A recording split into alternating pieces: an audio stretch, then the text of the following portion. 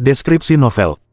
Cha Yuan, seorang kultivator luar biasa di kehidupan sebelumnya, menyaksikan intrik kejam dari 3 faksi tangguh di alam King Yun. Organisasi-organisasi jahat ini, dalam pengejaran sumber daya kultivasi yang tiada henti, telah dengan sembrono memusnahkan jutaan nyawa, mengubah kota-kota yang dulunya makmur menjadi gurun tandus dalam waktu 1 malam. Perbuatan jahat mereka diselimuti tipu daya, karena mereka dengan berani akan menghubungkan kehancuran kota-kota tersebut dengan wabah penyakit dan bencana alam. Dengan kendali penuh atas semua sumber daya kultivasi dan monopoli atas material latihan yang berharga, faksi-faksi ini tanpa ampun melarang orang luar untuk memulai perjalanan kultivasi mereka sendiri, dan hanya memperuntukkan hak istimewa ini bagi lingkaran dalam mereka.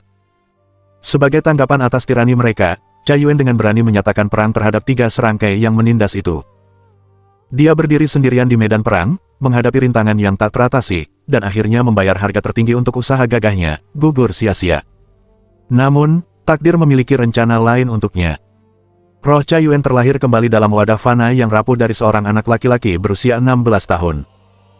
Berbekal kekuatan mendalam yang telah diasahnya di kehidupan sebelumnya, dia bertekad untuk menorehkan jalan pertumpahan darah dan pembalasan, tanpa henti berjuang kembali ke jantung alam King Yun. Maka, babak baru dalam kisahnya pun terungkap, saat Cha Yuan memulai pencarian epik untuk keadilan dan pembalasan. Bab 1. Seandainya aku diberi kehidupan setelah kematian, aku bisa menaklukkan kejahatan. Suara BOOM yang memekakkan telinga menggema di seluruh kosmos, seolah-olah esensi dunia itu sendiri bergetar sebagai respons. Sebuah gunung raksasa, yang dulunya merupakan raksasa alam yang tak tergoyahkan, hancur berkeping-keping, melontarkan rentetan bebatuan pecah tinggi ke langit. Sisa-sisa yang tersebar ini melahirkan awan debu yang menutupi dunia, menyembunyikan segalanya dari pandangan.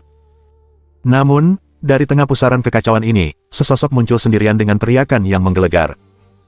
Sosok ini memancarkan cahaya cemerlang yang mengingatkan pada guntur dan kilat di malam yang penuh badai, melesat ke depan dengan kecepatan luar biasa. Kecepatannya begitu dahsyat sehingga meninggalkan gumpalan debu yang memanjang, melengkung dan melingkar seperti naga Tiongkok yang megah sedang bergerak. Segera setelah kejadian itu, sejumlah besar siluet muncul dari kepulan debu yang berputar-putar, mengukir jejak kekacauan yang tak terhitung jumlahnya saat mereka dengan rakus mengejar tokoh utama, seolah-olah didorong oleh paksaan dari dunia lain. 3 faksi terkuat telah membentuk aliansi, mengerahkan kekuatan 3.496 kultivator, tanpa henti mengejarku melintasi jarak 37.000 mil. Aha, sejauh mana kalian rela berkorban untuk memusnahkanku sungguh luar biasa, seru tokoh utama di tengah hiruk-pikuk konflik. Dengan suara gemuruh yang memekakkan telinga, Chang Xiao, pria di garis depan, tiba-tiba berhenti di atas batu yang melayang, melakukan putaran cepat disertai tawa histeris yang tak terkendali. Dari genggamannya, seberkas cahaya terang melesat seperti kilat surgawi, melesat menuju gerombolan yang datang. Ini adalah upaya terakhirnya yang penuh keputusasaan. Pedang bercahaya itu membelah kerumunan dengan keganasan seperti sambaran petir, menimbulkan jeritan kesakitan. Namun, saat beberapa jatuh, yang lain bangkit, melanjutkan pertempuran bahkan saat mereka berdarah ke langit sebelum turun ke bumi. Chang Xiao kini berlumuran darah, akibat dari serangan sebelumnya yang membuatnya tidak mampu melakukan manuver di udara. Duduk bagaikan gunung yang menjulang tinggi, berdiri bagaikan pelangi yang besar, bertindak bagaikan badai yang mengamuk, bergerak bagaikan petir. Keempat bait ini secara sempurna merangkum esensi dari para kultivator yang telah mencapai tingkat Dao Yuan yang tinggi. Meskipun pernah menjadi yang terdepan di antara semua kultivator Dao Yuan, Chang Xiao kini seperti peluru yang sudah habis, tanpa energi yang dibutuhkan untuk terbang. Saat mendarat, bebatuan di bawah kakinya dengan cepat ternoda merah oleh darahnya. Terengah-engah, mata Chang Xiao masih memancarkan kilatan menantang dan mengejek. Aku mungkin akan mendapati diriku terhuyung-huyung di tepi jurang tanpa jalan keluar, dan aku mungkin tidak akan selamat hari ini. Namun demikian, aku dapat meyakinkan kalian bahwa sebagian besar dari kalian akan menemui ajal bersamaku. Platform berbatu di bawahnya menghiasi puncak gunung yang kolosal. Saat ia menoleh untuk mengamati pemandangan, ia memancarkan aura ketenangan agung yang tak terlihat bahkan di tengah-tengah bencana yang akan datang. Ratusan kultivator berdiri terpaku di tempat, mata mereka dipenuhi rasa takut saat mereka menatap Chang Xiao. Jauh di belakang mereka, di luar jangkauan penglihatan, terbentang jalan yang terdiri dari mayat-mayat tak bernyawa yang tak terhitung jumlahnya, jejak mengerikan yang terukir ribuan mil melintasi pegunungan dan sungai, sebuah bukti mengerikan tentang harga yang rela mereka bayar untuk kematian Chang Xiao. Namun, bahkan ketika Chang Xiao berada di ambang kekalahan, tak seorang pun berani maju saat itu, karena mereka tahu bahwa setiap langkah maju akan mengakibatkan kematian seketika, dan mereka akan bergabung dengan barisan orang-orang yang gugur, menemani Chang Xiao ke dasar neraka. Tidak ada ruang untuk keraguan, pesannya sangat jelas. Karena sosok yang berdiri di hadapan mereka tak lain adalah Chang Xiao, Sang Raja Xiao. Di alam semesta, Chang Xiao adalah seorang legenda, nama yang dibisikkan dengan penuh hormat dan kekaguman. 3.496 kultivator dari 3 faksi telah merancang jebakan yang rumit dan mengerahkan strategi yang tak terhitung jumlahnya dalam pengejaran tanpa henti terhadap Chang Xiao, yang mencakup perjalanan berbahaya sejauh 37.000 mil. Namun, Chang Xiao, seorang diri, telah memusnahkan hampir semua dari 3.496 pengejar tersebut, meninggalkan jejak lanskap yang hancur dan tumpukan mayat kultivator tak bernyawa dimanapun ia melangkah. Siapa yang berani meremehkan individu yang begitu tangguh?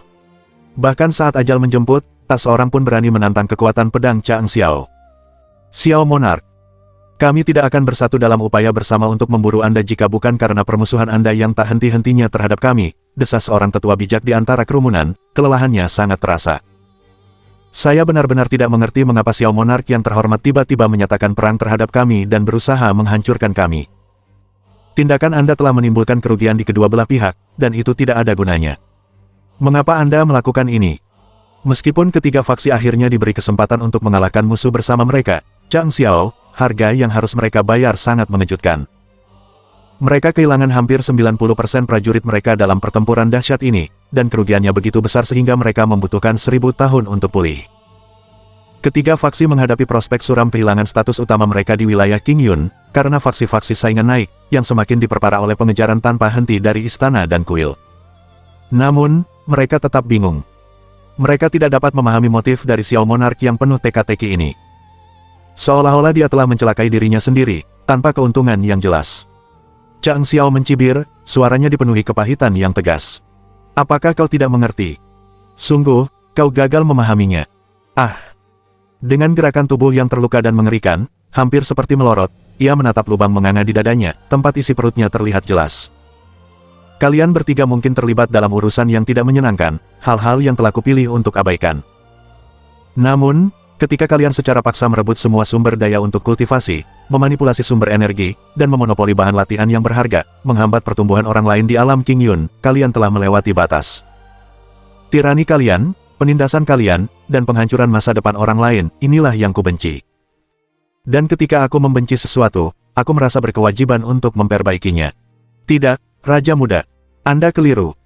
Hanya orang-orang berbudi luhur yang berhak memiliki harta dunia. Mereka yang ingin meningkatkan diri harus mengikuti hukum rimba. Kami tidak melakukan kesalahan apapun. Apahah? Chang Xiao tertawa terbahak-bahak, diselingi batuk-batuk. Yang berbudi luhur, katamu. Kau benar sekali. Harta karun dunia ada untuk siapa saja yang ingin memilikinya. Siapapun yang merebutnya berhak sepenuhnya untuk memilikinya. Aku tidak bisa membantah itu. Tapi mari kita bicara tentang definisi kebajikanmu.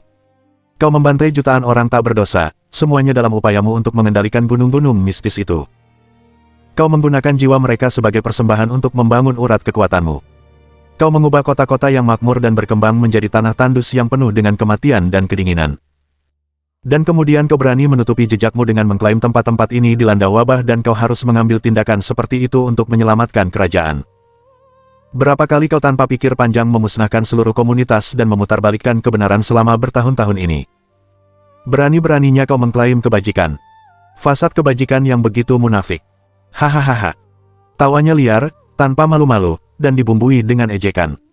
Tentu, semua sumber daya kultivasi adalah milik kalian.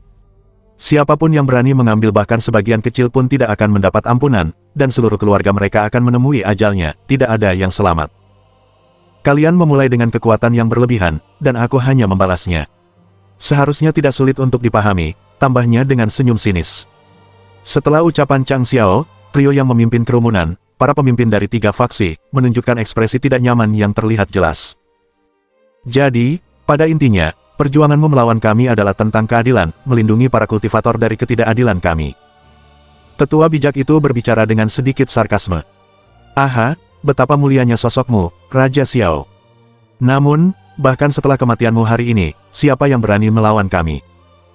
Ketiga faksi mungkin telah menderita kerugian besar, tetapi kami belum musnah. Dalam waktu tidak lebih dari 1000 tahun, kami akan pulih sepenuhnya. Sayang sekali. Setelah hari ini, Raja Xiao yang terkenal tidak akan ada lagi. Selama aku masih bernapas, aku tidak akan pernah membiarkan kalian mencapai itu. Jika aku mati, dunia tidak akan lagi menjadi urusanku, jawab Chang Xiao dengan acuh tak acuh. Selama aku hidup, satu-satunya tujuanku adalah untuk memusnahkan kalian para bajingan. Meskipun ia berbicara dengan nada meremehkan, ia tidak bisa menghilangkan kesedihan mendalam di dalam dirinya karena tidak mampu membalaskan dendam atas kematian saudaranya, itu tetap menjadi penyesalan terbesar dalam hidupnya. Begitu. Kami mengerti, tetua itu mengangguk perlahan, matanya berkilauan dengan kilatan fanatik dan penuh amarah. Cukup bicara. Kami akan mengakhiri hidupmu. Kau tidak akan selamat. Dia melambaikan tangannya dan menggertakkan giginya. Pergi. Bunuh dia. Dengan cara apapun. Semua prajurit melancarkan serangan habis-habisan secara serentak, mengerahkan seluruh kekuatan mereka. Ratusan dari mereka mempertaruhkan nyawa, melepaskan setiap tetes kekuatan mereka dalam serangan pamungkas ini. Banyak cahaya dan suara bercampur dengan kekuatan dahsyat, berkumpul di atas Chang Xiao seperti badai kolosal. Gabungan kekuatan ketiga faksi itu benar-benar mengguncang bumi dan langit.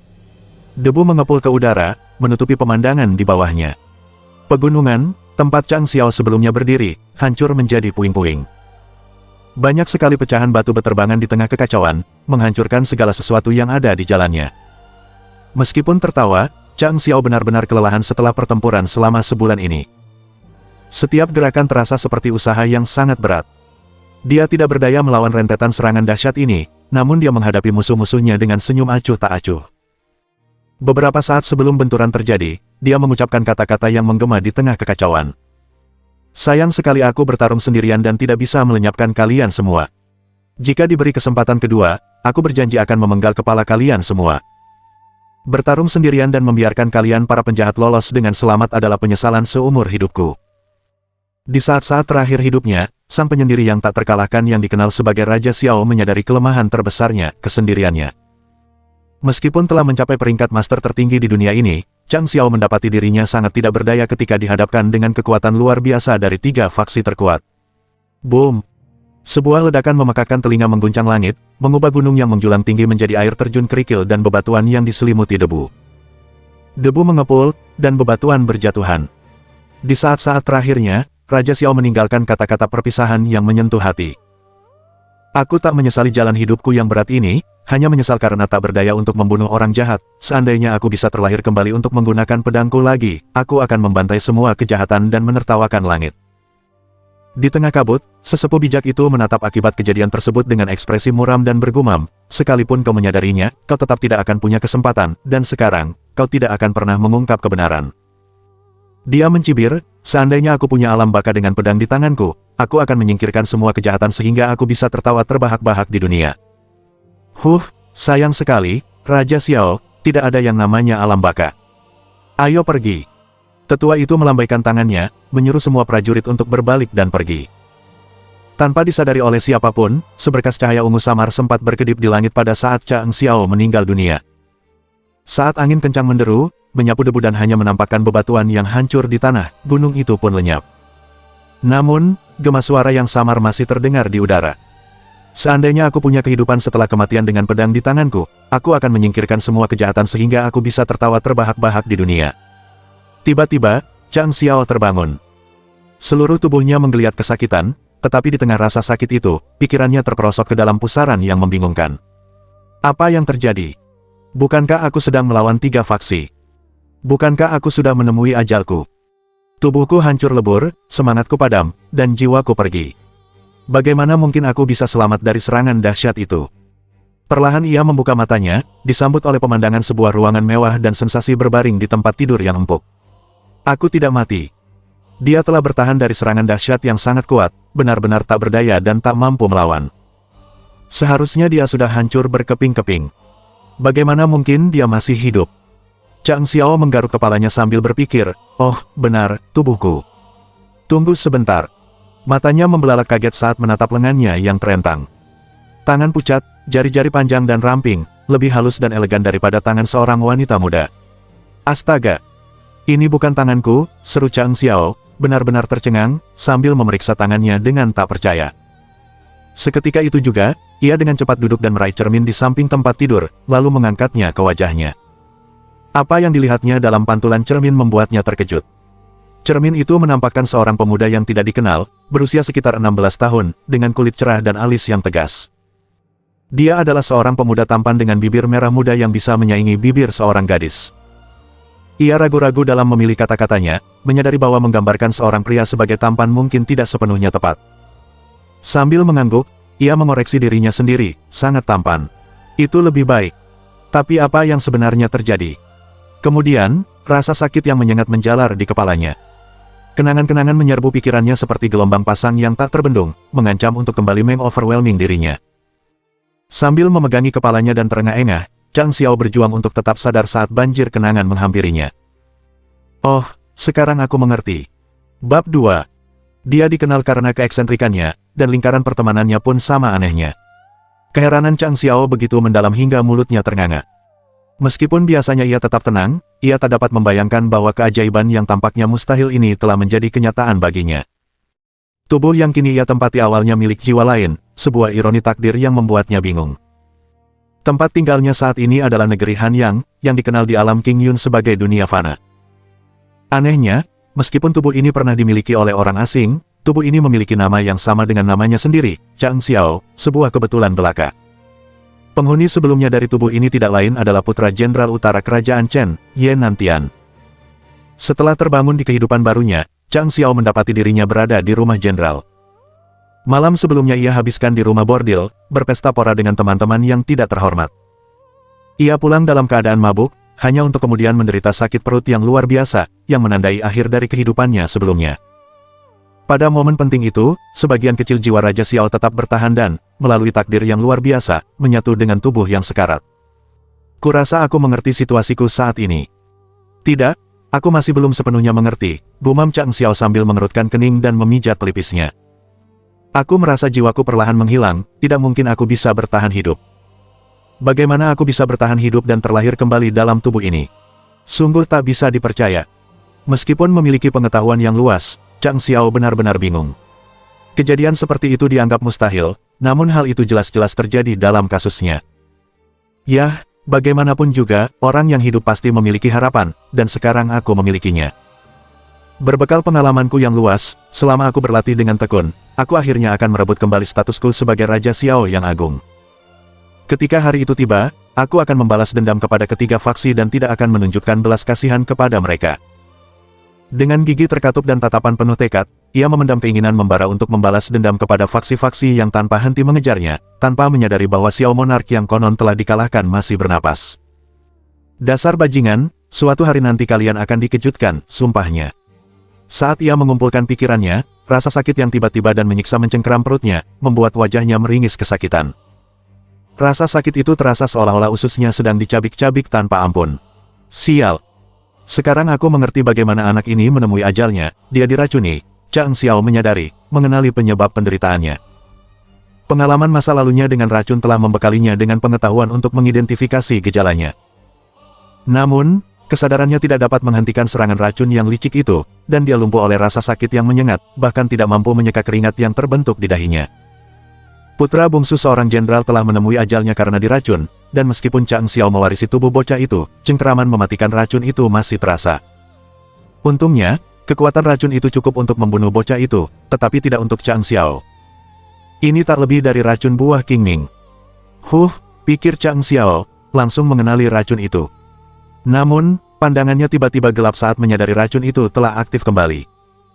Dia segera berusaha mengerahkan kekuatan spiritualnya untuk melawan efek racun tersebut, hanya untuk menemukan sesuatu yang mengejutkan. Tubuhnya tidak lagi menyimpan kekuatan spiritual yang pernah dimilikinya sebagai Raja Xiao. Sebaliknya, dia sekarang hanyalah seorang playboy dari keluarga jenderal, seseorang yang pernah mempelajari seni bela diri spiritual tetapi tidak memiliki kekuatan spiritual. Pengungkapan ini membuat Chang Xiao hampir menangis kesakitan, wajahnya tertutup telapak tangan. Akan menjadi ironi yang kejam jika Raja Xiao, yang telah selamat dari bencana besar, harus menyerah pada racun buah Qingming yang sepele. Saat rasa sakit semakin hebat, Chang Xiao menggertakkan giginya, sangat menyadari bahwa prioritas utamanya adalah bertahan hidup. Tanpa pilihan lain, dia mengerahkan sisa-sisa terakhir kekuatan jiwanya untuk melawan rasa sakit luar biasa yang menjalar di sekujur tubuhnya. Dengan posisi bersila, dia meringis kesakitan, lalu memusatkan sisa kekuatan jiwanya. Dengan ketelitian yang disengaja, dia mengarahkannya ke sumber racun, menekannya ke racun itu dengan tekad. Terdengar suara tersedak hebat, dan tanpa disadari ia batuk mengeluarkan darah. Wajahnya memucat, menyerupai mayat tak bernyawa. Sial, cadangan terakhir kekuatan jiwaku digunakan untuk melawan racun biasa. Sungguh memalukan. Siapa yang bisa meramalkan hari seperti ini? Dia menyeka darah dari mulutnya, pikirannya dipenuhi dengan rasa rendah diri. Untuk sekarang, racun itu harus dibersihkan, atau tubuh ini akan membusuk dalam beberapa hari, belum lagi pengejaranku akan balas dendam.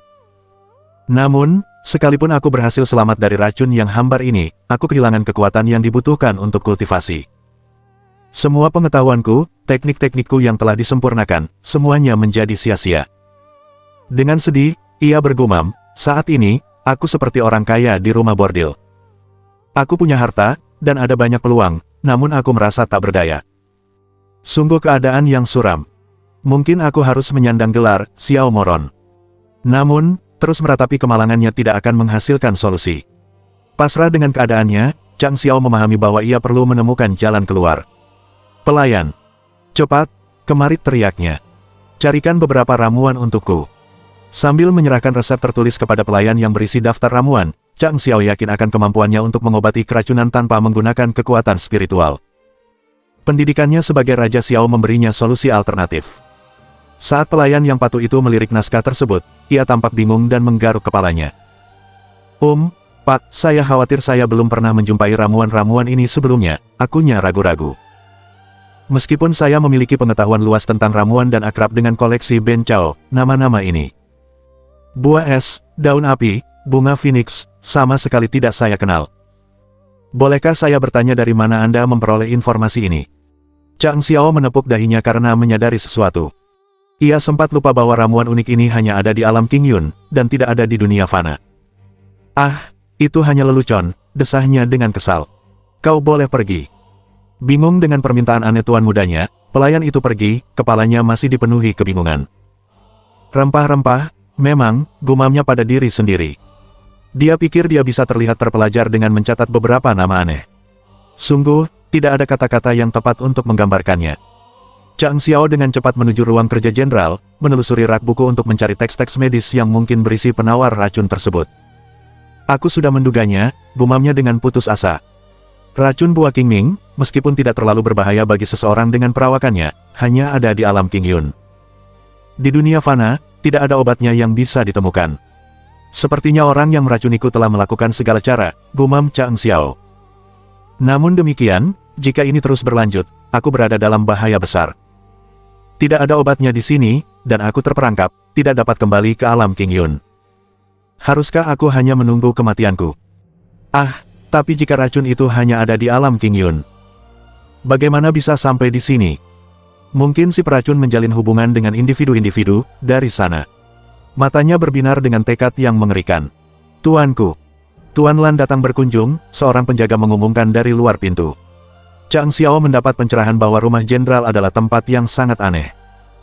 Bukan arsitektur atau tata letaknya yang membuatnya merasa aneh, melainkan penghuninya. Dia tidak melihat satupun wanita di sekitar, tidak ada pembantu rumah tangga, tidak ada kehadiran wanita dalam bentuk apapun. Sebaliknya, itu adalah wilayah khusus laki-laki. Namun, mereka bukanlah sekelompok pria biasa, banyak di antara mereka tampak bersemangat, tetapi mereka semua memiliki keunikan tersendiri. Mereka penyandang disabilitas. Desas-desus di rumah itu adalah bahwa orang-orang ini adalah mantan tentara yang telah berjuang dengan gagah berani di bawah Jenderal Ye. Itu adalah bukti karakter mulia Jenderal, yang menghargai dan menyediakan kebutuhan bagi mereka yang telah mengabdi di bawahnya. Chang Xiao takjub melihat kebaikan hati ayah barunya, karena ini adalah aspek pertama dari ayahnya yang ia amati. Lan. Oh, aku ingat sekarang, seru Chang Xiao, ingatannya perlahan-lahan menyatu. Nama lengkap Lan adalah Lan Langlang, dan dia adalah putra Jenderal Selatan. Sekarang, ayah Chang Xiao dan Lan Langlang adalah dua pilar kerajaan, masing-masing memegang kekuasaan atas wilayah mereka masing-masing. Keduanya adalah putra jenderal, dan ayah mereka sering bepergian jauh dari rumah untuk waktu yang lama. Pengalaman bersama ini menempa ikatan di antara mereka, yang mengarah pada persahabatan yang erat. Namun, sementara Chang Xiao dikenal karena sifatnya yang riang dan suka bermain, perilaku Lan agak terkendali karena pengaruh ibunya. Bahkan ada kisah menarik di balik nama Lan. Jenderal Selatan memiliki gangguan bicara gagap. Pada malam sebelum kelahiran Lan, ia sedang dalam perjalanan pulang dengan kereta kuda setelah tertidur di tengah perjalanan. Dalam tidurnya, ia bermimpi mengarungi lautan berbahaya dengan sebuah kapal.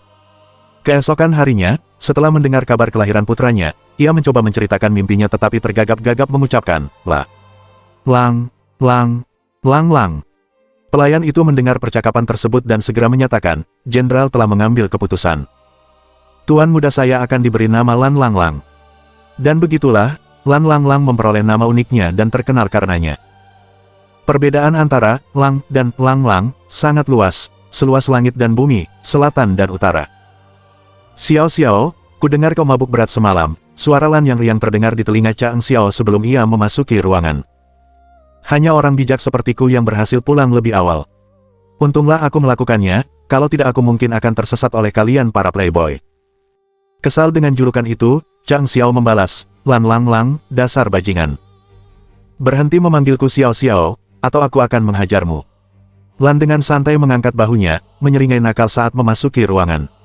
Bukankah kau cukup luar biasa semalam? Kau benar-benar mabuk berat di rumah bordil. Harus kuakui, aku kagum dengan itu, temanku. Dengan mendengus kesal, Chang Xiao menjawab, Bagaimana kau tahu? Apa kau mengirim mata-mata ke rumahku? Lan tertawa terbahak-bahak, lalu menjawab, aku tidak akan membuang waktuku untuk memata-matai tempat tinggalmu yang menyedihkan itu. Setelah bertukar beberapa komentar ringan, Chang Xiao mengamati sahabatnya lebih dekat. Meskipun berasal dari keluarga kaya, Lan memiliki fisik yang rapuh. Pakaiannya tampak kebesaran, tetapi itu hanyalah ilusi, dia sangat kurus, dengan jubah yang seolah menggantung di tubuhnya. Berat badannya mungkin tidak lebih dari 100 gram. Ciri khasnya meliputi alis melengkung, hidung datar, bibir menonjol, dan mata juling alami. Hal yang paling menarik perhatian Chang Xiao adalah topi tebal dan besar yang dikenakan Lan, meskipun cuaca sangat panas. Ia segera mengetahui dari ingatan barunya bahwa pilihan aneh ini disebabkan oleh penyakit Fafus sebelumnya, infeksi jamur yang menyebabkan kerontokan rambut yang signifikan, membuatnya hampir botak. Oleh karena itu, topi tersebut berfungsi sebagai kebutuhan sekaligus keunikan. Dengan desahan pasrah, Chang Xiao tak kuasa berpikir, oh tidak. Aku terlahir kembali ke dalam tubuh orang aneh, dan sekarang aku harus berteman dengan orang eksentrik lainnya. Ya ampun. Bab 3. Kristal Surgawi Murni. Kristal Surgawi Murni. Chang Xiao takjub dengan sifat aneh pemilik tubuh sebelumnya, terutama terhadap temannya. Jelas terlihat bahwa orang ini memiliki kepribadian yang liar dan tidak disiplin, terbukti dari keputusannya mengenakan topi tebal di hari yang terik sambil dengan bangga menyatakan dirinya sebagai seorang romantis. Ayo, kita pergi, seru Lan Lang, sambil tertawa terbahak-bahak dan memasang wajah lucu. Semalam, sebelum aku pergi, aku mencampurkan sesuatu ke minuman Zuo Wuji. Aku harus mengeceknya, untuk berjaga-jaga. Bajingan itu selalu menjadi duri dalam daging kita, tanpa henti menentang kita. Dia tak tertahankan. Setelah kehilangan Rui Giok milik ayahnya, dia dikenai tahanan rumah selama berabad-abad. Baru-baru ini dia dibebaskan, dan aku tidak akan membiarkan kesempatan ini berlalu begitu saja. Chang Xiao ragu-ragu, mempertimbangkan dilemanya dengan racun itu. Bagaimana mungkin dia tertarik menemani seseorang seperti Lan Lang ketika dia sedang sibuk dengan masalah yang begitu mendesak? Namun, sebuah kesadaran menghantamnya. Dalam ingatannya, Zuo Wuji adalah salah satu teman yang tidak terhormat yang telah minum bersamanya malam sebelumnya. Sangat mungkin Zuo Wuji adalah orang yang meracuninya. Seingat Chang Xiao, Zuo Wuji tidak kalah anehnya dari yang lain. Meskipun termasuk dalam 3 penguasa kota bersama Chang Xiao dan Lan Lang, ia selalu menemukan alasan untuk menentang keduanya, yang menyebabkan seringnya perselisihan dan kurangnya rekonsiliasi di antara mereka. Istilah 3 penguasa kota sebenarnya digunakan secara mengejek untuk menggambarkan mereka. Bahkan ada sajak lokal yang dibuat untuk menggambarkan mereka. 3 bangsawan di kota itu sungguh menakjubkan. Mereka kekurangan bisnis, tetapi pandai menghamburkan kekayaan keluarga mereka. Mereka punya emas dan perak juga, tetapi memberikannya untuk bersenang-senang. Mereka tidak punya wajah, tetapi mereka genit. Jenderal utara itu, dia punya seorang putra bernama Xiao, seekor anjing yang dikandung oleh harimau, sungguh seorang berandal. Di rumah Jenderal Selatan, suasananya seperti laut yang bergelombang. Pria yang bernama Lang, adalah anak nakal. Menteri Zuo adalah seorang yang berbakat, dengan seorang putra bernama Wuji, yang telah menggadaikan Rui Giok. Ia menggunakan uang gadai itu untuk membeli makanan, minuman, mainan, dan wanita. Ia adalah seorang bangsawan, yang terbaik dari ketiganya. Dalam ayat ini, disebutkan sebuah Rui Giok, sebuah barang berharga. Zuo Wuji, karena pemborosannya, kehabisan uang beberapa hari sebelumnya dan terpaksa menggadaikan Ruyi Giok dari koleksi ayahnya, yang meskipun tidak terlalu langka, tetap merupakan harta karun senilai setidaknya 500 kg emas. Zuo Wuji menghamburkannya hanya untuk 50 kg perak, yang menyebabkan teguran keras dari ayahnya dan membangun reputasinya sebagai anak nakal terbesar di kerajaan Chen. Sifat boros Zuo Wuji telah membedakannya di antara ketiga bangsawan tersebut, dan ia telah menjadi sosok yang paling terkenal di antara mereka. Pengeluaran sembrono yang dilakukannya, yang bahkan tak tertandingi oleh yang lain, telah membuatnya mendapatkan predikat ini. "Ayo," desak Lan Langlang, kegembiraannya begitu terasa, membuat matanya yang juling melebar. Dia meraih Chang Xiao, menariknya keluar rumah dengan penuh semangat. Kedua pria necis itu naik ke dalam kereta kuda. Chang Xiao masih menyesuaikan diri dengan kehidupan mewah yang baru didapatnya, sementara Lan Langlang mengintip dari balik tirai yang terangkat, menikmati pemandangan. Ia tak kuasa menahan diri untuk tidak mengusap bibirnya dan bersiul keras. Suara nyaring itu mengejutkan para wanita dan gadis di jalan, membuat mereka berhamburan lari ketakutan.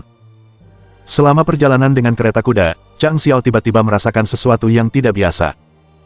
Sensasi ini membuat jantungnya berdebar kencang, perasaan yang sangat dikenalnya. Itu adalah kemampuan unik yang telah dimilikinya sejak lama tetapi belum pernah sepenuhnya dipahami. Kemampuan ini memungkinkannya untuk mendeteksi harta karun dan barang berharga ketika berada di dekatnya, yang menyebabkan jantungnya berdebar kencang sebagai responsnya. Sungguh tak terduga bahwa Chang Xiao mempertahankan kemampuan ini bahkan setelah terlahir kembali, tetapi dia tidak dapat menyangkal potensi keuntungannya dalam kehidupan barunya. Namun, kebingungannya saat ini muncul karena mereka berada di dunia fana, dan dia tidak bisa memahami harta karun apa yang dapat memicu kemampuan ini di tempat seperti itu. Saat mereka melanjutkan perjalanan, sensasi itu semakin kuat. Ketika akhirnya mereka berhenti, Chang Xiao merasa bahwa harta karun itu berada tepat dalam jangkauan tangannya. Setelah turun dari kereta dan mendongak, ia melihat tulisan, Zuo Xiangfu, yang terbuat dari emas di gerbang rumah menteri. Sumber sensasi aneh itu sebenarnya berada di dalam rumah ini. Saat mereka tiba, Zuo Wuji menyambut mereka dengan rentetan hinaan. "Lan Langlang, dasar bajingan. Apa kau membiusku tadi malam?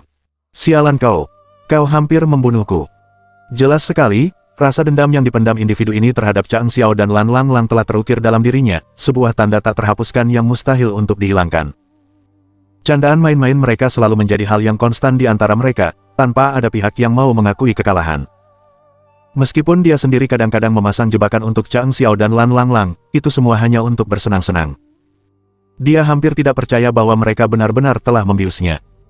Dahulu, ketiga bangsawan itu memiliki kekuatan yang seimbang, tetapi sekarang dia tampaknya telah mendapatkan gelar pecundang terbesar, yang membuat kedua bangsawan lainnya merasa geli. Zuo Wuji tak kuasa menahan rasa frustrasi setiap kali melihat mereka. Namun, Chang Xiao mengabaikan Zuo Wuji. Ia sepenuhnya asyik dengan pengamatannya, terpaku pada sebuah meja tertentu di ruang tamu rumah itu. Di atas meja terdapat sebuah kotak sederhana beralas giok putih, dan di atasnya terdapat sebuah batu putih biasa. Permukaannya tampak kasar dan tidak istimewa, kecuali sepasang sayap yang terukir rumit dan terbentang penuh. Bagi pengamat biasa, benda itu mungkin tampak seperti ornamen biasa di rumah menteri, yang tidak pernah dianggap memiliki nilai signifikan. Tetapi Chang Xiao berbeda, tatapannya yang terfokus menembus benda itu dengan intensitas yang tak tergoyahkan. Saat ia terus mengamati batu itu, perasaan gembira yang mendalam mulai menyelimutinya. Ya, benar. Aku tidak mungkin salah. Itu kristal surgawi murni. Itu harta karun yang sesungguhnya. Dia hampir tak percaya dengan keberuntungannya. Begitu cepat setelah reinkarnasinya, dia menemukan harta karun yang luar biasa.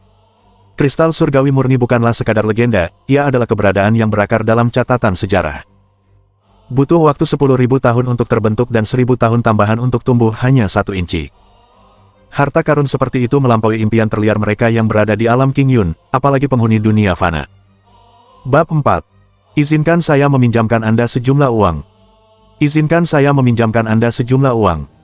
Seketika, secercah harapan menyala di mata Zuo Wuji, hanya untuk segera padam oleh kenyataan situasinya. Ini tidak akan semudah itu. Aku tidak tahu itu begitu berharga. Benda sekecil itu ternyata bernilai 500 kg emas. Sungguh menyedihkan aku dihasut oleh kalian para bajingan untuk mencuri dan menjualnya hanya seharga 50 kg perak. Kerugian yang sangat besar. Dengan sedikit nada pahit dalam suaranya dan geraman gigi yang terdengar jelas, dia melanjutkan, kalian bajingan telah membuatku menjadi kambing hitam nomor 1 di dunia. Seharusnya aku tidak pernah menyebutkannya dan seharusnya aku mempertahankannya dengan sekuat tenaga. Sekarang ada Rui Giok lain, apa yang bisa kulakukan untuk mendapatkannya? Chang Xiao merendahkan suaranya dengan berbisik dan berkata, hehehe. Ini hanya soal uang, kan? Itu bukan masalah. Aku hanya ingin bertanya, apakah kau menginginkan Rui Giok itu? Tentu saja. Pertanyaan bodoh sekali. Kenapa aku tidak menginginkannya? Jika aku mendapatkannya, aku akhirnya akan melepaskan gelar anak nakal nomor 1 di kerajaan Chen.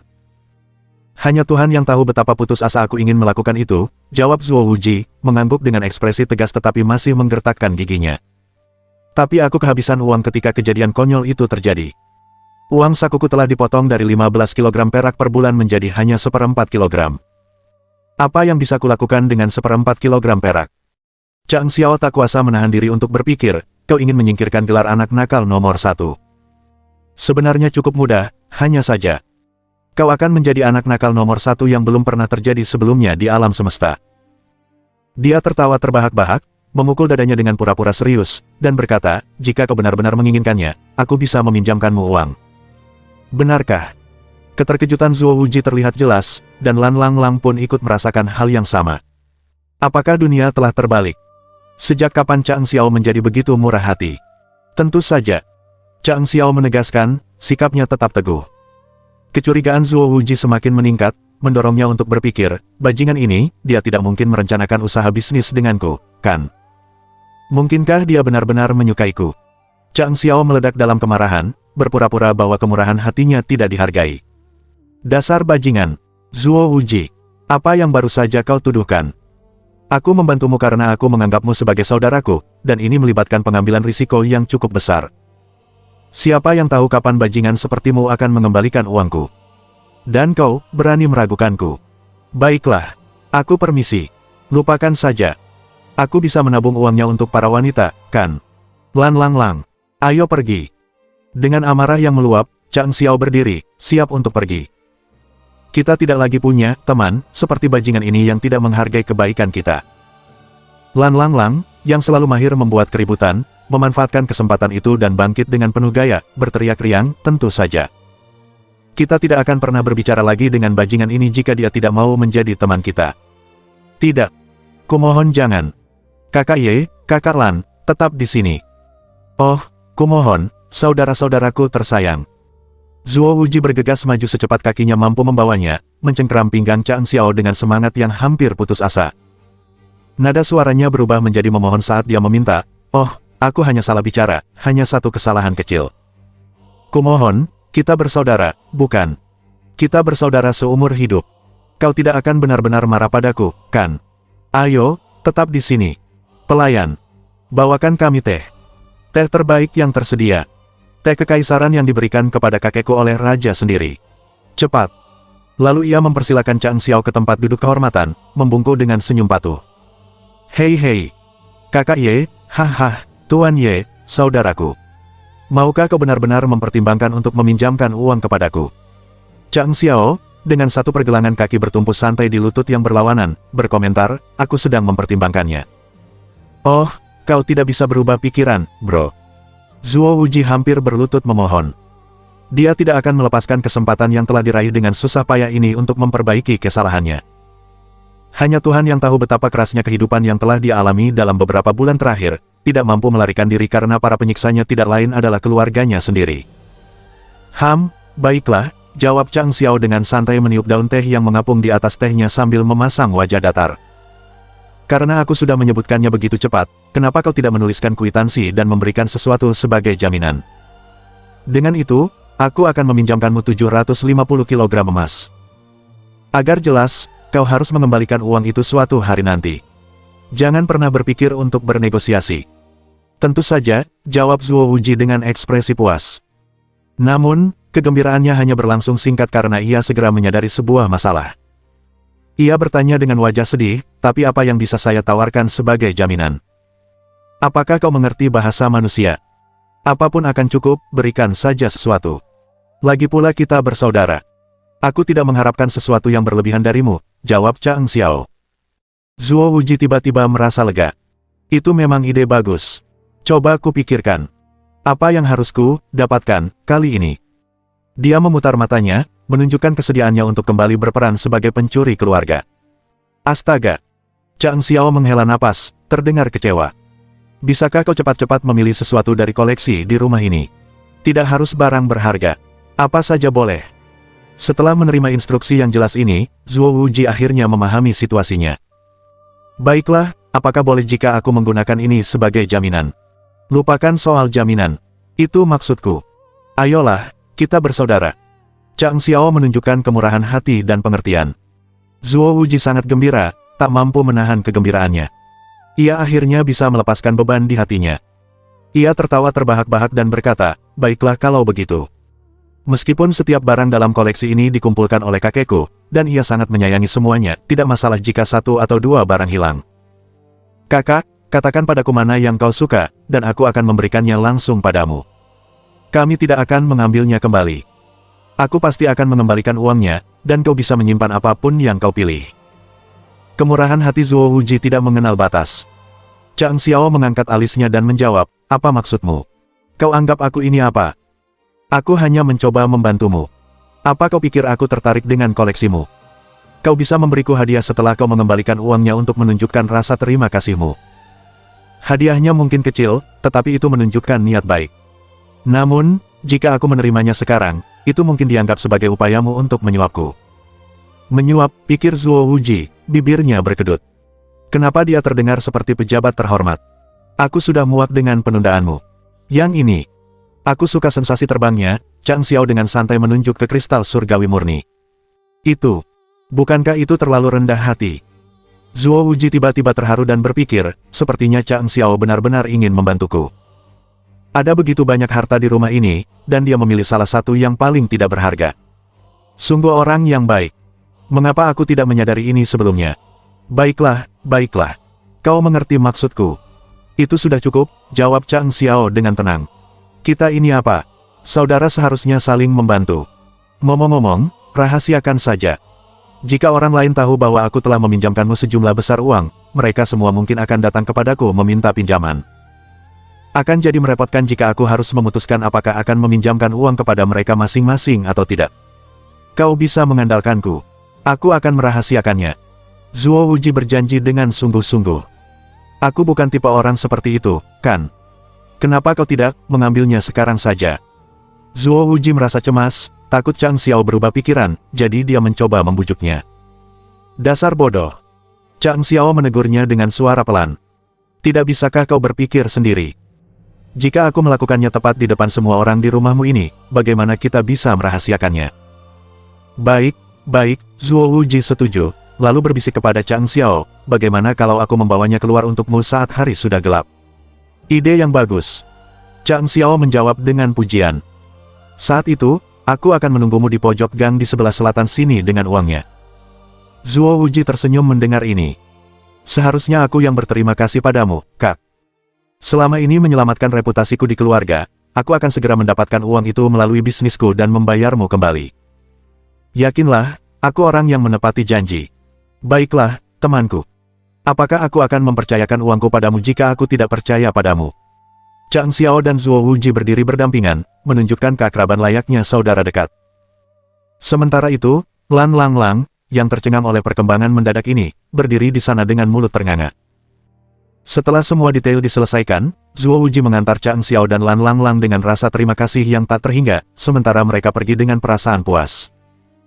Saat hari gelap, ingatlah ini, bro, teriak Zuo Wuji, dan bahkan dari jarak yang cukup jauh, Chang Xiao dan Lan Lang Lang dapat mendengar ucapan perpisahan antusiasnya. Hei, dengar, apa kau benar-benar akan memberinya uang? Lan Lang Lang menatap Chang Xiao dengan curiga. Ayolah, kau bukan orang yang baik hati, kan? Apa kau berencana mengkhianati orang itu? Apa yang kau bicarakan? Kau hanyalah seorang pesuruh, sedangkan aku memiliki hati yang murah hati. Apa kau pikir aku seperti dirimu, selalu mengingkari janji? Chang Xiao menatap Lan dengan jijik. Pulanglah dan siapkan surat perjanjian hutang untuk 500 kg emas untukku. Aku membutuhkannya. Tampaknya dia tidak memiliki cukup uang untuk dipinjamkan kepada Zuo Wuji. Oh, jadi kau membutuhkannya. Baiklah, aku akan melakukannya. Tunggu. Apa? Apa yang barusan kau katakan? Kau menyuruhku menyiapkan surat perjanjian untuk 500 kilogram emas, agar kau bisa meminjamkannya kepada Zuo. Kenapa aku harus? Beri aku alasan dulu. Lan meledak marah ketika akhirnya memahami kata-kata Chang Xiao. Mengapa saya harus memberinya uang untuk melakukan beberapa kesepakatan yang menguntungkan, gumamnya. Alasan? Tidakkah kau lihat yang jelas? Jika kau tidak menyiapkan surat itu untukku, apa yang akan kupinjamkan kepada Zuo Wuji? Bukankah itu sudah cukup jelas? Kau terlalu banyak bicara. Chang Xiao memutar matanya, lalu berkata dengan acuh tak acuh, tetapi dengan sedikit ancaman dalam nada suaranya, Lan Lang Lang, jika kau tidak membawakan catatan itu dan membuatku mengingkari janjiku, tidak apa-apa. Aku akan memberitahu kakekmu, ayahmu, ibumu, dan bibimu bahwa kau bertengkar dengan Zuo Wuji memperebutkan seorang wanita di rumah bordil dan berkeliaran telanjang. Jika itu belum cukup, aku bahkan bisa menulis namamu di setiap dinding di jalan. Aku akan memastikan ketenaranmu setara dengan Zuo Wuji. Apa? Kau? Lan Lang Lang sangat marah hingga hampir pingsan. Matanya bahkan kembali normal karena amarahnya. Dia berteriak seolah-olah berdarah, betapa kejamnya kau. Kau mengungkit kembali saat-saat tergelapku. Berhenti mengeluh. Kau berani menyebut kenakalan masa mudamu sebagai momen, balas Chang Xiao. Pada akhirnya, ini bahkan tidak akan merugikanmu apapun. Biar kutanyakan lagi, maukah kau melakukannya atau tidak? Aku akan melakukannya. Pilihan apa lagi yang kumiliki? Lan Lang Lang hampir menangis. Aku akan membawanya kepadamu. Bab 5. Mendapatkan harta karun yang didambakan. Mendapatkan harta karun yang didambakan.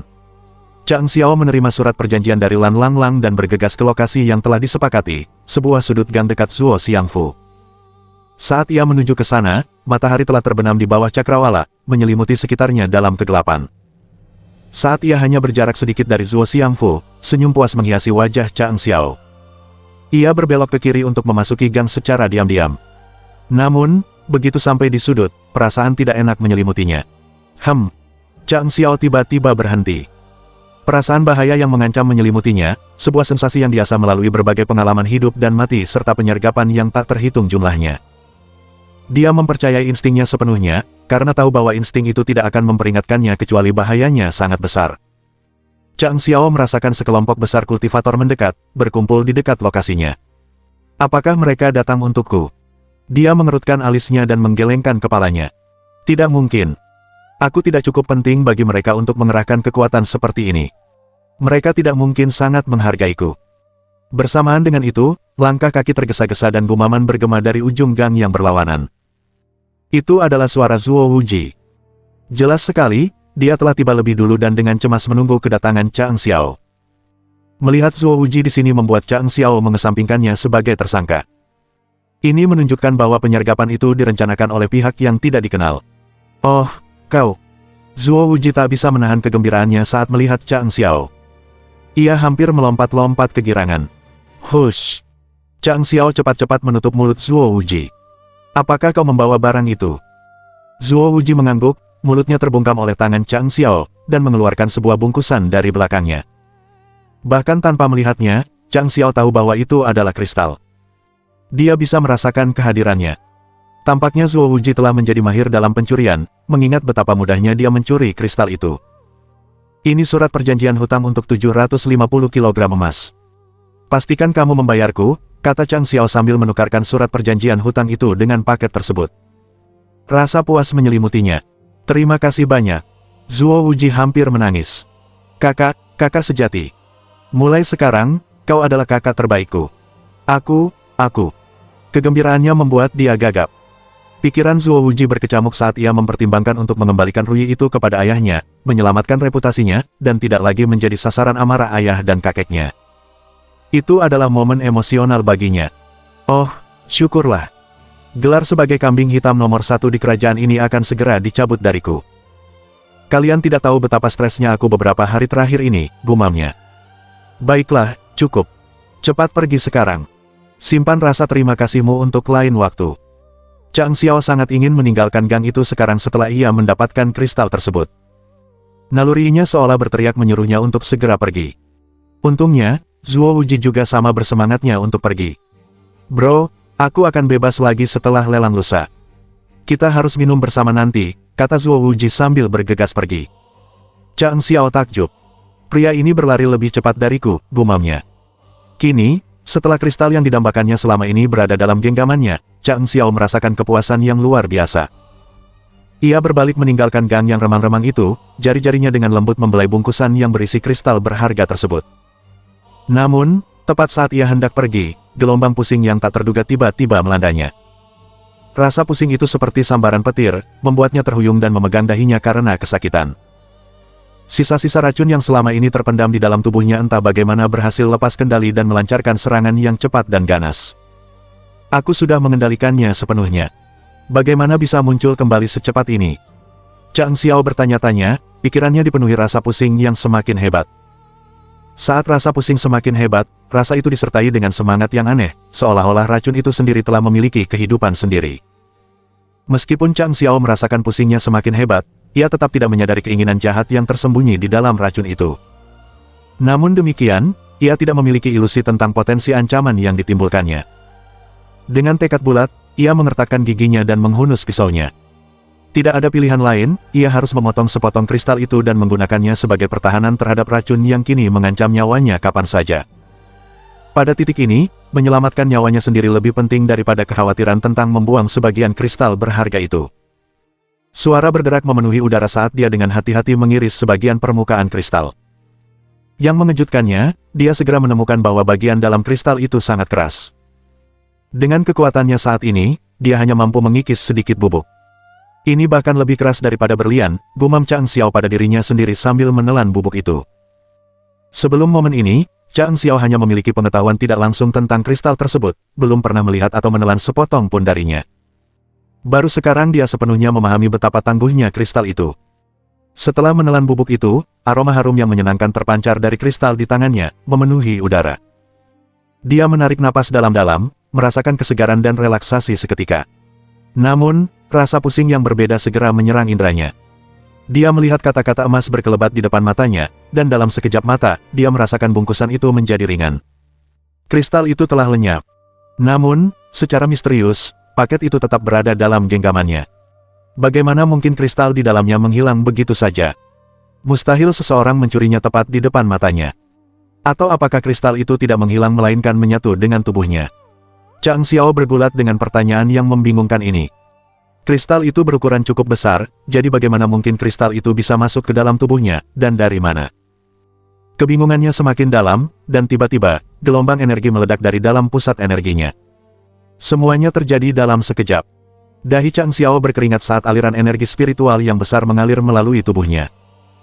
Denyut nadinya berdetak tak menentu, dan meskipun ia berusaha, ia tidak berdaya untuk menahannya. Ini tidak baik, gumam Chang Xiao putus asa. Sebagai kultivator berpengalaman, dia menyadari betapa seriusnya situasi ini. Lonjakan energi yang tiba-tiba itu jauh dari kata jinak, itu tak terkendali dan menimbulkan ancaman serius. Dia mendambakan lebih banyak kekuatan, tetapi ini adalah kelebihan yang luar biasa yang telah dia remehkan. Penyesalan menghantuinya karena pernah bersentuhan dengan kristal itu. Meskipun dia tahu akan kekuatannya yang luar biasa, dia tidak mengantisipasi konsekuensi dahsyat yang mungkin ditimbulkannya. Situasi sulit yang dihadapinya saat ini sangat jauh dari apa yang dibayangkan Chang Xiao. Dia dihadapkan pada pilihan yang mengerikan, melepaskan energi yang mengamuk yang terperangkap di dalam tubuhnya atau mempertaruhkan nyawanya karena racun. Jika dia tidak bertindak cepat, keberadaannya sendiri akan hancur. Ini adalah skenario yang mengerikan, setidaknya demikian. Dan pada saat kritis itu, asteris boom, asteris ledakan dahsyat menggema di dekatnya, disertai semburan api yang menerangi langit malam. Dentuman pertempuran yang tak salah lagi terdengar, hiruk-pikuk senjata yang berbenturan seperti ribuan pandai besi yang menempa besi mereka secara serentak. Chang Xiao hanya bisa meratapi kemalangannya. Ketakutan terbesarnya telah menjadi kenyataan pahit, pertempuran sengit sedang berkecamuk di dalam Zuo Xiangfu. Lebih buruk lagi, itu terjadi tepat pada saat ia terjebak dalam situasi genting ini. Untungnya, kelompok kultivator yang ia rasakan sebelumnya tampaknya menargetkan Zuo Xiangfu, bukan dirinya. Sayangnya, saat itu dia berada di dekat para penyusup, dan tanpa disadari dia terjebak dalam kekacauan mereka.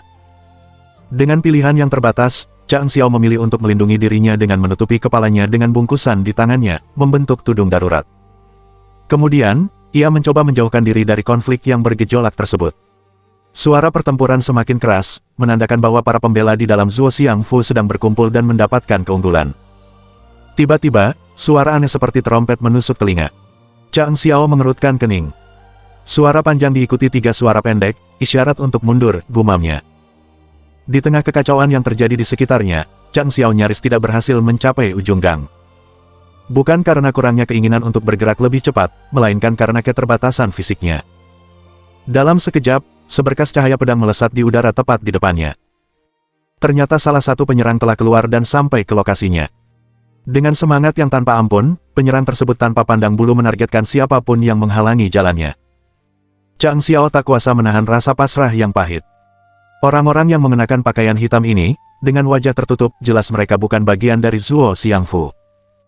Kecepatan dan efisiensi mereka yang tanpa ampun menunjukkan bahwa mereka adalah pembunuh bayaran yang sangat terlatih. Mungkin bahkan lebih tangguh daripada pembunuh bayaran biasa. Saat Chang Xiao merenungkan langkah selanjutnya, sang pembunuh bayaran tidak menunjukkan belas kasihan dan terus melancarkan serangan pedang secepat kilat. Kekuatan dahsyat di balik setiap serangan membuat pedang itu memancarkan cahaya hijau yang cemerlang. Dinding gang hancur berkeping-keping, dan tanah retak-retak. Seolah-olah udara pun terkoyak oleh keganasan pedang itu. Bab 6. Dari awal yang sederhana, Purple Skyline muncul. Dari awal yang sederhana, Purple Skyline muncul. Pedang itu melesat tanpa ampun ke arah wajah Chang Xiao, dan energi dahsyat pedang itu melaju ke arahnya bahkan lebih cepat daripada bilahnya sendiri. Kekuatan dahsyat energi pedang itu, yang dikenal sebagai napas pedang, sudah cukup mematikan, sehingga kontak langsung dengan bilah pedang tidak diperlukan untuk menghasilkan akibat yang fatal. Meskipun Chang Xiao tidak berdaya, penglihatannya tetap tajam, dan dia mengamati serangan yang akan datang dengan sangat jelas. Serangan khusus ini dikenal dalam kultivasi ilmu pedang sebagai serangan pemecah gunung. Jika serangan ini mengenai sasaran, tidak akan ada yang tersisa darinya, serangan itu akan melenyapkan setiap bagian tubuhnya. Mereka ingin membunuhku tanpa alasan, dan mereka berniat mencabik-cabikku. Chang Xiao mendidih karena marah, amarahnya mencapai titik didih. Pada saat kritis ini, kekuatan tak terkendali di dalam tubuh Chang Xiao, yang tidak dapat menemukan jalan keluar, mulai beredar di dalam dirinya, memberinya ilusi kekuatan yang pulih. Secara naluriah, dia mengibaskan lengan bajunya dan, tanpa ragu, melancarkan Locking Eight Blast untuk bertahan dari serangan dan membalasnya. Dia tertawa saat mengeksekusi Eight Blast, jurus andalan dari Xiao Monarch. Namun, baru setelah ia memulai gerakan itu, sebuah kesadaran menghantamnya, sial. Aku bukan lagi Raja Xiao dari kehidupan sebelumnya. Meskipun kekuatanku meningkat, kekuatan spiritualku sepenuhnya bergantung pada sumber eksternal. Aku tidak bisa menyia-nyiakannya. Tapi jika aku tidak menggunakannya sekarang, bagaimana aku bisa membela diri? Di luar dugaan, apa yang terjadi selanjutnya membuatnya tercengang. Begitu kekuatan yang tak terbatas dan mengamuk itu menemukan jalan keluar, ia terus mengalir tanpa henti, tanpa menunjukkan tanda-tanda mereda. Dengan suara yang tajam, hembusan angin kencang disertai semburan cahaya ungu meletus. Pada saat itu, Chang Xiao merasakan sensasi menyelimutinya, seperti ilusi di mana ia kembali ke kondisi puncak kehidupannya yang dulu. Apakah Raja Xiao, yang pernah menertawakan semua tantangan, telah kembali? Engah. Suara samar terdengar saat penyerang, yang beberapa saat sebelumnya menyerbu ke arahnya, mendapati dirinya tidak mampu melanjutkan serangan pedangnya yang membabi buta. Sebuah kekuatan tak terlihat yang dilepaskan oleh serangan 8 tertawa milik Chang Xiao telah membuatnya tak bergerak. Bahkan pedangnya sendiri, di bawah kekuatan dahsyat ini, terpental dan menyerangnya dengan kekuatan yang menghancurkan dan tak terbendung. Serangan 8 ledakan tertawa telah meningkatkan kekuatan serangan pedang hingga tingkat yang mencengangkan. Sang pembunuh bayaran, yang kini menghadapi konsekuensi mengerikan, tidak hanya ketakutan tetapi juga ngeri. Untungnya, refleksnya yang terlatih dalam pertempuran langsung bekerja, dan dia berhasil menyesuaikan posisinya tepat waktu untuk menangkis pedang itu. Kaca. Kedua tangannya terputus secara bersamaan. Benturan bagian belakang pedang di kepalanya langsung mengeluarkan darah. Gelombang kejut yang dahsyat membuat tubuhnya terlempar ke udara, seperti layang-layang dengan tali yang putus. Dia menabrak dinding dengan bunyi gedebuk yang keras sebelum terpental ke tanah. Meskipun kemungkinan besar ia mengalami beberapa patah tulang, kecepatan berpikirnya telah menyelamatkan nyawanya. Chang Xiao berhasil menangkis serangan pemecah gunung yang dahsyat hanya dengan menjentikkan lengan bajunya. Seorang ahli di tingkat Tian Yuan. Siapakah dia? Para pembunuh bayaran itu tercengang, nada bicara mereka berubah karena kejadian yang tak terduga itu. Astaga, aku hampir selesai dengan misiku dan sedang dalam perjalanan pulang. Lalu, tiba-tiba, aku berpapasan dengan seseorang di gang sempit, dan ternyata dia adalah sosok yang menakutkan. Nasib sial macam apa ini? Kekuatan di dalam tubuh Chang Xiao terus mengamuk tanpa henti, tidak menunjukkan tanda-tanda mereda setelah konfrontasi dahsyat baru-baru ini. Frustrasinya sangat terasa saat dia mendesak kesal. Dengan santai, dia mengulurkan tangannya ke udara dan meraih sesuatu yang kosong, dan dengan suara pedang yang dihunus, sebuah pedang muncul di hadapannya seolah-olah disulap dari udara kosong. Pada saat itu, dia menunjukkan esensi kekuatannya, ketika energi spiritual menjadi pedang, apapun bisa berfungsi sebagai senjatanya. Ini tak lain adalah teknik khas Xiao Monarch. Tawa langit panjang. Meskipun namanya terdengar riang, gerakan ini mematikan, dirancang untuk merenggut nyawa dan mengejar jiwa-jiwa orang yang telah meninggal. Menyaksikan terciptanya pedang yang seolah-olah muncul begitu saja, para pembunuh dari faksi lawan bereaksi dengan panik dan ketakutan. Mereka tahu bahwa mereka kalah dan segera berusaha mundur untuk menyelamatkan nyawa mereka. Namun, sudah terlambat. Kemarahan membara di mata Chang Xiao saat dia maju dan menyerang. Dalam sekejap, bola ki ungu yang cemerlang muncul dan meledak, mirip dengan letusan kembang api ungu yang spektakuler di langit malam. Napas pedang itu lenyap seolah ingin memutar kembali waktu 1000 tahun. Suara tersedak yang aneh dan teredam terdengar saat pembunuh yang memulai serangan, bersama dengan dua orang yang mengikutinya, jatuh ke tanah sambil memegang tenggorokan mereka. Mata mereka melotot putus asa saat mereka mencoba menghentikan aliran darah sebelum akhirnya menyerah pada luka-luka mereka. 3 nyawa padam dengan 1 tebasan pedang. Dari ketiadaan, Cakrawala Ungu. Pemimpin yang berada paling jauh dari Chang Xiao, berkesempatan menyaksikan pembantaian itu. Sebagai satu-satunya yang selamat, ia sangat ingin melarikan diri, meskipun luka parah di dadanya dan rasa takut yang mencekam di matanya membuatnya tetap di tempat. Ia memandang Chang Xiao dengan campuran ketersenjing dan ketakutan. Kau, Ning Biluo, beraninya kau menentang kami. Meskipun kau adalah pembunuh bayaran terbaik di dunia, Yang Mulia tidak akan membiarkanmu lolos begitu saja. Chang Xiao mengangkat alisnya, merasa geli. Ning Biluo. Siapa dia? Pembunuh bayaran terbaik dunia. Ternyata ada kultivator elit di alam fana ini. Dia bertanya-tanya dalam hati tentang identitas Ning Biluo dan bangsawan misterius itu. Saat ia bersiap untuk memberikan pukulan terakhir guna melenyapkan ancaman potensial di masa depan, Chang Xiao merasakan kekuatan luar biasa yang mengalir melalui tubuhnya perlahan mereda, seperti air pasang yang surut. Krisis ledakan Jing dan Mei-nya telah berlalu, dan gelombang kekuatan dari bubuk kristal surgawi murni telah lenyap. Energi spiritual asing itu tidak mampu bertahan tanpa pasokan yang berkelanjutan. Saat dukungan kekuatan spiritual melemah, pedang di tangan Chang Xiao menghilang. Dia membalas, kau salah mengenali diriku. Raja Xiao, seorang kultivator yang terkenal karena prinsip-prinsipnya, tidak akan membiarkan dirinya dituduh secara salah. Namun, semakin Chang Xiao menyangkal identitasnya, semakin yakin sang penyerang bahwa dia memang Ning Biluo. Dengan gaya bertarungnya yang luar biasa dan penampilannya yang mengintimidasi, siapa lagi dia jika bukan pembunuh bayaran terbaik di dunia? Sang pembunuh mendengus dan memperingatkan, Ning Biluo, jalan kita akan bertemu lagi. Tunggu saja. Dia melakukan salto ke belakang yang mengesankan, didorong oleh rasa takut yang luar biasa, dan dengan terampil menghilang ke dalam kegelapan, dengan keyakinan teguh bahwa dia nyaris lolos dari kematian. Suara langkah kaki tentara yang mendekat semakin terdengar jelas. Aku benar-benar tidak bisa tinggal di sini lebih lama lagi. Chang Xiao menyadari urgensi situasinya dan dengan cepat memutuskan untuk meninggalkan tempat kejadian. Tanpa disadari oleh si pembunuh yang melarikan diri, Chang Xiao merasakan kelegaan yang mendalam di dalam hatinya. Si pembunuh tidak menyerangku. Aku benar-benar berhasil lolos dengan selamat, pikirnya dalam hati, diam-diam merayakan keberhasilannya lolos dari maut. Dari sudut pandang Chang Xiao, pembunuh yang melarikan diri itu memiliki kekuatan terbesar di antara kelompok mereka, bahkan melampaui orang yang telah berhadapan langsung dengannya.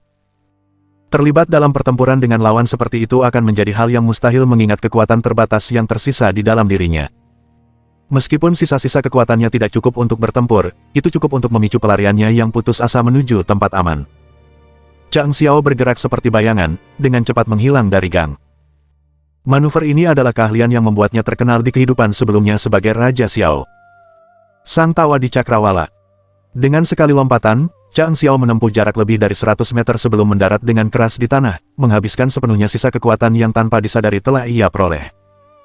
Di masa jayanya, Xiao Monarch mampu menempuh puluhan mil dengan sekali lompatan saat menggunakan One Laughter in Skyline dengan kekuatan penuh. Namun, dalam kondisi lemahnya saat ini dan dengan energi spiritual yang terbatas, performanya jauh kurang mengesankan, hanya 100 meter. Perbedaannya seperti siang dan malam. Meskipun Chang Xiao tak bisa menahan rasa frustrasi, ia juga merasa puas karena berhasil lolos dari jantung pertempuran yang kacau. Sebagai seorang ahli bela diri, ia memahami faktor-faktor yang menyebabkan keterbatasan gerakannya. Bukan karena teknik One Lauter in Skyline miliknya yang tidak memadai, melainkan gabungan dari kondisi fisik yang buruk dan energi spiritual yang tidak mencukupi yang membatasi pergerakannya. Tanpa sepengetahuannya, kekacauan itu meluas melampaui Zuo Xiangfu, meliputi seluruh ibu kota. Teriakan dan derap kuda memenuhi udara saat tentara yang tak terhitung jumlahnya menyisir jalanan untuk mencari para pembunuh yang melarikan diri. Tangkap para pembunuh. Jangan biarkan para pembunuh itu lolos. Lakukan penggeledahan secara menyeluruh. Jangan sampai ada tersangka yang tidak diperiksa. Lebih baik menuduh orang yang tidak bersalah secara salah daripada membiarkan tersangka lolos. Pusat kekacauan ini berada tepat di sudut ibu kota ini. Seolah-olah sebuah batu besar telah dijatuhkan ke danau yang tenang, mengirimkan riak keresahan ke seluruh kota. Situasinya semakin memburuk. Di dalam tubuh Chang Xiao yang kelelahan, energi spiritualnya telah terkuras, hanya menyisakan kekuatan untuk menggerakkan kakinya, yang hampir tidak memungkinkannya untuk berjalan di jalanan. Saat tiba di rumahnya, ia benar-benar kehabisan tenaga, sampai-sampai ia bahkan tidak mampu mengangkat jari pun. Hebatnya, dia telah melewati banyak pos pemeriksaan keamanan di sepanjang jalan, dan semua orang mengidentifikasinya sebagai putra Jenderal Utara yang bejat. Dengan langkahnya yang goyah dan tingkah lakunya yang mencolok, dia tidak menarik banyak perhatian. Meskipun ada pencarian besar-besaran di seluruh kota, tidak ada yang menduga bahwa salah satu dari 3 penguasa akan terlibat, jadi mereka tidak punya alasan untuk menginterogasinya. Saat Chang Xiao mendekati pintu depan rumahnya, tiba-tiba ia mendengar suara yang penuh amarah namun juga memiliki nada yang lembut dan manis. Itu adalah suara seorang gadis. Chang Xiao mengalihkan pandangannya ke sumber suara itu dan melihat 2 gadis muda yang anggun berdiri di bawah lentera di rumahnya. Gadis di depan memasang ekspresi garang, bibirnya sedikit cemberut saat dia menatapnya tajam.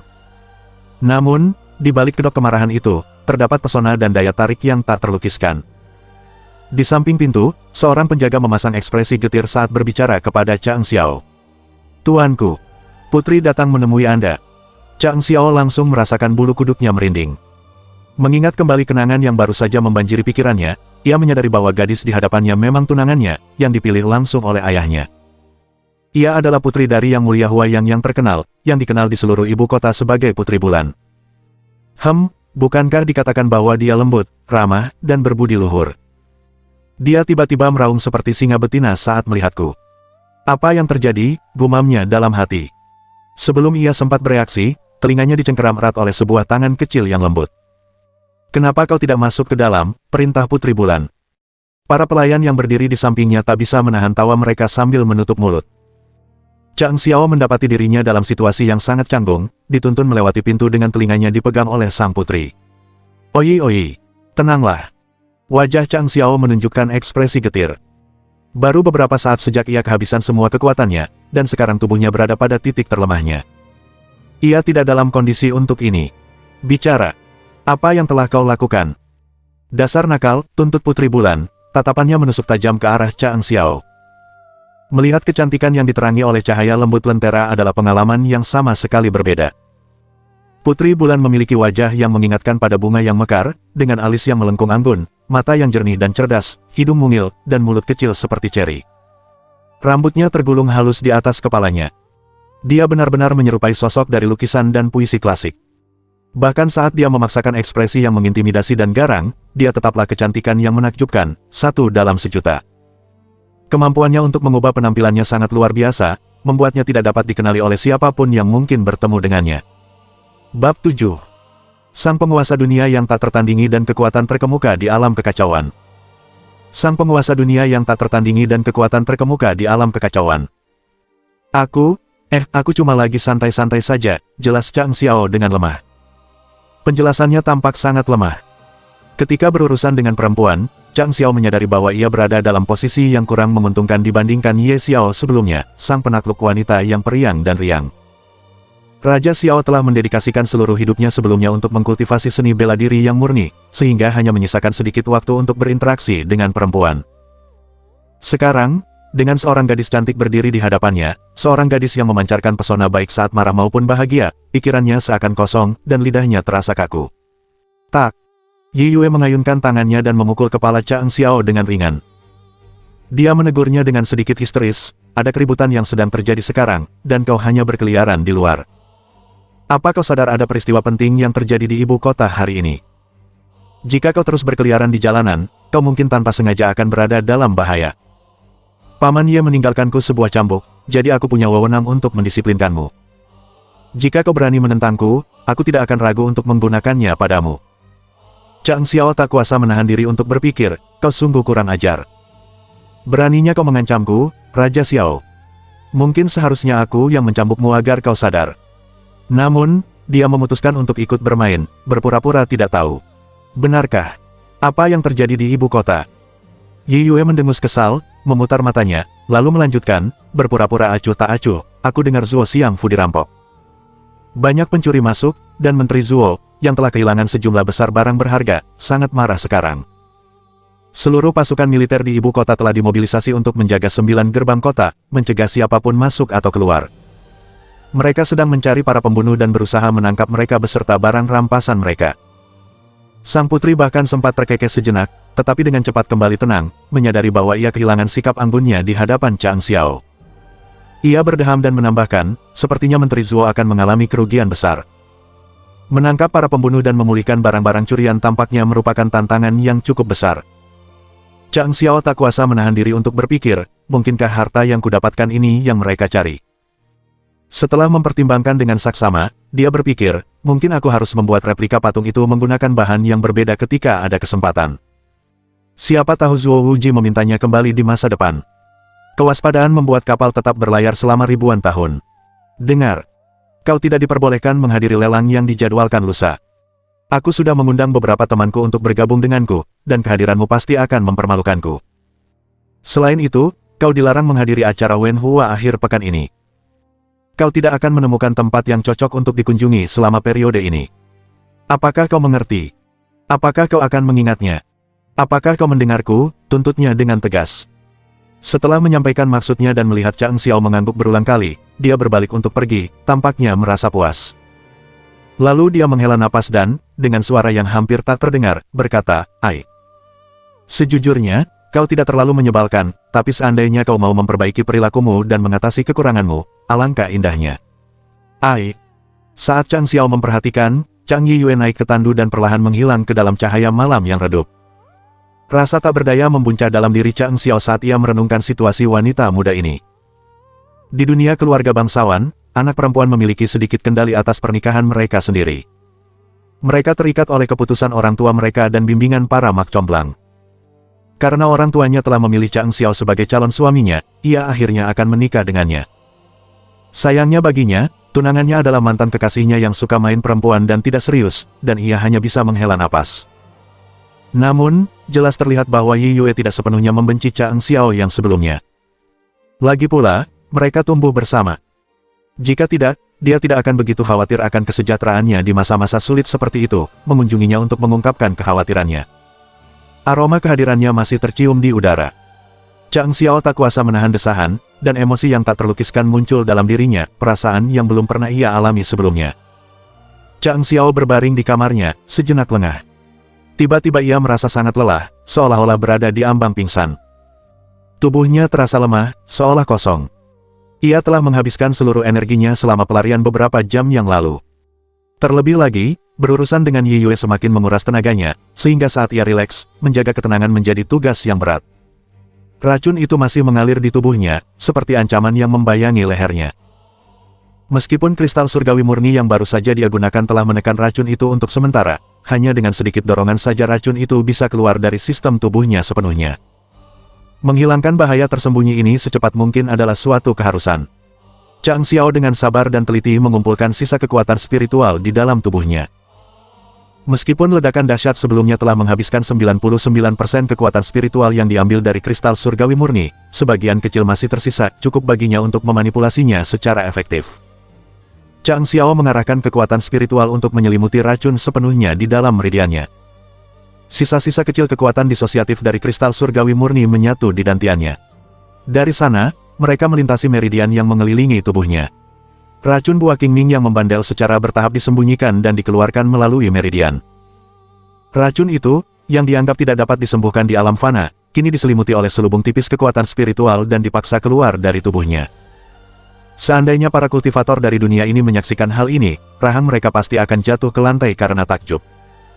Akhirnya, Chang Xiao merasakan nyeri hebat menjalar di sepanjang meridiannya, dan dengan hembusan napas yang kuat, ia memuntahkan cairan hitam kental. Cairan hitam itu terciprat ke lantai, membawa bau yang tak terlukiskan. Seluruh lantai tiba-tiba menjadi gelap. Pada saat itu, racun buah Qingming telah sepenuhnya dihilangkan. Rasa lega menyelimuti Chang Xiao. Syukurlah racun terkutuk ini akhirnya berhasil diberantas. Rasa lega yang ia alami saat itu sungguh tak terlukiskan. Setidaknya sekarang, ia bisa menikmati tidur malam yang tenang tanpa rasa takut terus-menerus akan diracuni. Chang Xiao berbaring, membiarkan tubuhnya rileks sepenuhnya sambil berusaha memulihkan kekuatannya melalui istirahat. Namun di saat berikutnya, whoosh, dia melompat bangun dan duduk di atas tempat tidur. Karena begitu dia berbaring, dia merasakan beberapa kata terbentuk di benaknya. Kata-kata emas. Di mana dia pernah bertemu mereka sebelumnya. Chang Xiao ingat bahwa ketika dia pertama kali mendapatkan kristal surgawi murni, dia mengalami pusing sesaat, dan selama waktu itu, seolah-olah kata-kata emas muncul di hadapannya sebelum kristal itu benar-benar lenyap. Chang Xiao segera duduk tegak dan mencoba menyalurkan kekuatan jiwanya. Dengan gembira, ia menyadari bahwa ia memang bisa mengalirkan kekuatan jiwanya sekali lagi. Selain itu, dari kedalaman kesadarannya, terpancar sebuah daya tarik yang sangat kuat. Keterkejutan mengalahkan sikap tenang dan terkendali yang biasanya terpancar di wajah Chang Xiao. Kesadarannya diselimuti kabut, dan di atas kabut ini, sebuah bola aneh memancarkan cahaya yang menyilaukan. Gelombang energi ungu berturut-turut mengalir keluar dari bola tersebut. Bukankah ini bola yang kutemukan secara tidak sengaja saat menjelajahi alam kematian di alam King Yun? Bagaimana bisa benda ini masuk ke kesadaranku? Apa yang terjadi? Chang Xiao membelalakan matanya karena terkejut. Dia tidak bisa memahami bagaimana situasi seperti ini bisa terjadi. Namun, sebuah teori yang masuk akal mulai terbentuk di benaknya. Mungkinkah, dalam pertempuran terakhir di kehidupan saya sebelumnya, saya seharusnya menemui kematian, tetapi malah saya bereinkarnasi secara misterius di sini, dan bola aneh ini entah bagaimana bertanggung jawab atas hal itu. Atau mungkinkah kristal surgawi murni secara tidak sengaja memenuhi kondisi tertentu yang ditetapkan oleh bola aneh ini, sehingga mendorongnya untuk menampakkan diri. Chang Xiao, yang berpengetahuan luas, menyadari absurditas dugaannya, tetapi dia hampir 90% yakin bahwa dugaannya tepat sasaran. Jika tidak, semuanya tetap tidak dapat dijelaskan. Jika sesuatu yang seaneh reinkarnasi bisa terjadi, apakah ada fenomena lain yang berada di luar ranah kemungkinan? Namun, gagasan halus lainnya mulai terbentuk dalam pikiran Chang Xiao, bahwa bola ini bukanlah entitas yang sederhana. Baik asal-usul maupun tujuannya tidak mungkin sederhana. Mungkin, sangat masuk akal bahwa setelah gagal mencapai puncak kultivasi di kehidupan sebelumnya, aku sekarang ditakdirkan untuk memulai jalan kultivasi baru di kehidupan ini, dengan alam ini sebagai titik awalnya. Chang Xiao menanggapi gagasan aneh ini dengan antusias. Meskipun ia mengakui kekonyolan idenya, ia dipenuhi dengan semangat. Bahkan Raja Xiao yang berpengetahuan luas pun belum pernah menemukan fenomena aneh seperti ini. Chang Xiao menatap bola di dalam kesadarannya, masih bingung setelah merenungkannya 100 kali. Bagaimana mungkin dia mengabaikan fakta bahwa sesuatu yang secara kebetulan dia temukan sebenarnya adalah harta karun yang luar biasa. Pada saat itu, mata Chang Xiao tiba-tiba berbinar. Seolah-olah disambar petir dahsyat yang mampu membelah bumi dan langit. Setelah sambaran petir itu, semuanya berubah menjadi putih. Pada saat itu juga, Chang Xiao merasakan tubuhnya bergetar, dan sebuah bola bercahaya muncul di benaknya. Cahaya itu semakin terang, dan selangkah demi selangkah, dia menyadari bahwa semua pancaran cahaya itu berasal dari bola tersebut. Itu seperti matahari terbit di cakrawala kesadarannya. Bola itu berputar, dan tiba-tiba, 10 kata emas muncul, berkilauan di depan bola tersebut.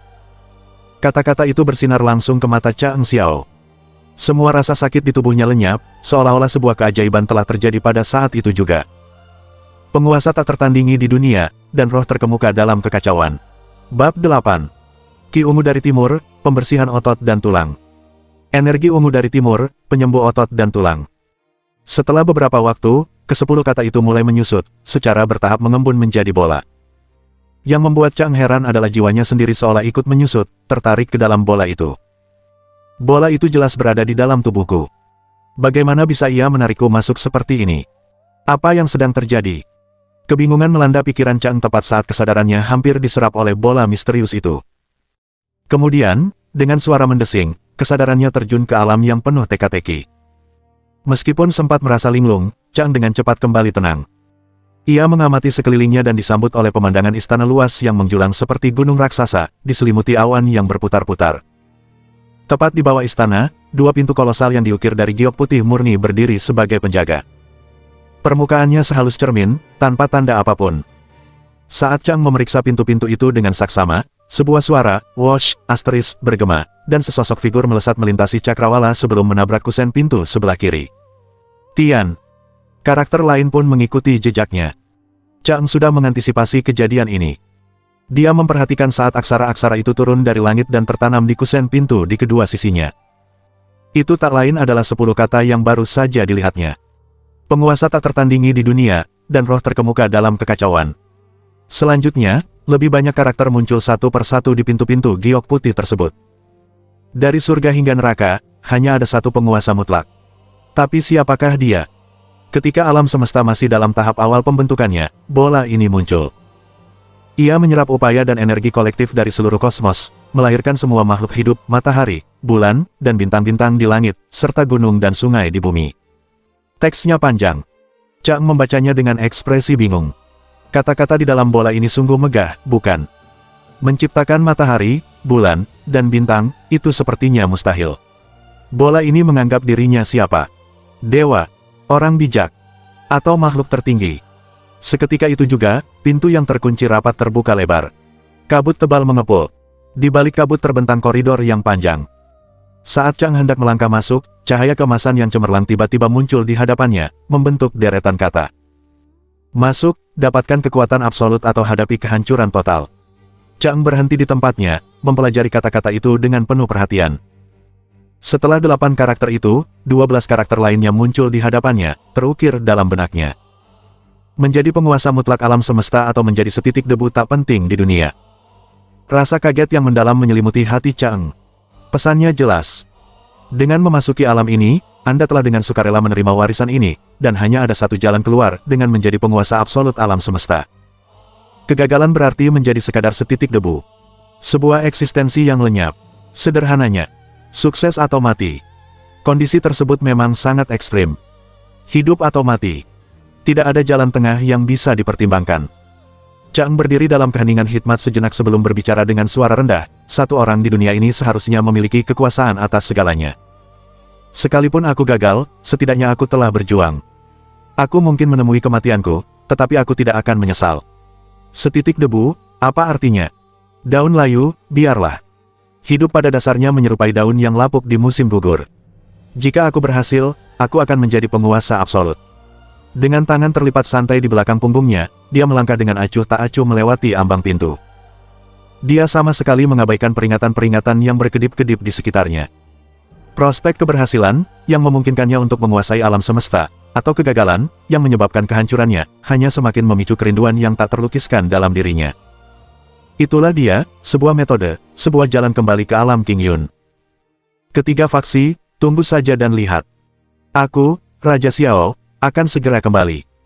Tempat yang dipenuhi peringatan seperti ini tampaknya sangat sesuai dengan wataknya, berhasil atau binasa. Memang, inilah pendekatan yang dia gunakan di kehidupan sebelumnya. Namun, Xiao Monarch saat ini menunjukkan tekad yang bahkan lebih besar. Ini dia. Di atas aula utama yang kosong, muncul zona aneh. Di tengahnya terdapat kristal surgawi murni, yang secara bertahap memancarkan gelombang kabut tebal. Kabut tebal ini menyelimuti aula utama, sementara energi ungu di dalamnya mengalir ke kristal surgawi murni. Aku benar. Mereka saling terhubung dan merangsang satu sama lain, membentuk siklus teratur. Chang merenung. Meskipun dia tidak sepenuhnya memahami mekanisme yang mendasarinya, dia dapat merasakan bahwa kristal surgawi murni di dalam bola itu bertindak sebagai katalis. Dia berusaha meraih kristal surgawi murni tetapi mendapati dirinya tidak mampu menjangkaunya. Apa-apaan ini? Aku sudah mengerahkan seluruh tenaga untuk mendapatkan benda itu, dan sekarang aku bahkan tidak bisa menyentuhnya. Chang agak kesal. Setelah menemukan kristal surgawi murni di dalam bola itu, Chang mulai mengamati sekelilingnya. Meskipun memasuki istana yang luas, dia hanya menjelajahi sebagian kecilnya. Bangunan-bangunan lainnya di baliknya tetap tersembunyi di dalam kabut tebal, sehingga jarak pandang hampir tidak mungkin. Tiba-tiba, terdengar suara menggema, mirip dengan dentingan lonceng senja yang merdu atau genderang pagi. Saat mendengar dentingan itu, pikiran Chang menjadi kosong. Ia mengalami pencerahan mendalam yang seolah muncul entah dari mana. Gema lonceng itu membimbingnya melewati ribuan kehidupan masa lalu dalam sekejap. Pada saat itu, ribuan kehidupan berubah menjadi seberkas cahaya yang melesat melewati pandangan Chang. Rasanya nyata sekaligus gaib, seperti kehadiran yang berada tepat di hadapannya, namun tak terjangkau. Saat energi ungu terus meluas, dentingan yang menggema memudar. Gelombang energi ungu muncul dari tanah di tengah, membentuk dirinya menjadi 10 kata. Pada awal mula alam semesta, hanya ki ungu dari timur yang ada. Tiba-tiba, energi ungu yang sangat pekat naik, dikelilingi oleh cahaya yang cemerlang, dan menyambar tepat di antara mata Chang seperti kilat. Seketika itu, kepala Chang terasa berat saat sebuah teknik bela diri dengan cepat terbentuk dalam pikirannya. Segala sesuatu diciptakan melalui ki ungu yang terbit di timur. Pada awal alam semesta, ada ki ungu yang muncul dari timur. Ia adalah ibu dunia dan pemberi berkah bagi cakrawala. Metode kultivasi ki ungu memperkuat hati dan memurnikan jiwa. Hatiku adalah surga. Yin dan yang berputar, 3 cahaya bertemu, jiwaku jernih seperti kristal, ki ungu muncul dari timur. Ki ungu yang bangkit dari timur. Chang dengan teliti membaca metode tersebut, kata demi kata dan kalimat demi kalimat. Perlahan-lahan, pencerahan tumbuh dalam pikirannya. Rasanya seperti menemukan harta karun yang tak ternilai harganya. Gelar Raja Xiao merupakan gelar bergengsi di kehidupan Chang sebelumnya. Kultivasi dasarnya yang mendalam telah mendorongnya ke tingkat yang luar biasa, dan teknik bela diri yang telah dikuasainya sungguh luar biasa. Ketelitiannya adalah keterampilan yang melampaui hal biasa. Bagi Chang, terlepas apakah ki ungu yang naik dari timur benar-benar merupakan metode bela diri pertama di alam semesta atau tidak, itu jauh melampaui seni bela diri yang murni yang telah dipraktikkannya di kehidupan masa lalunya.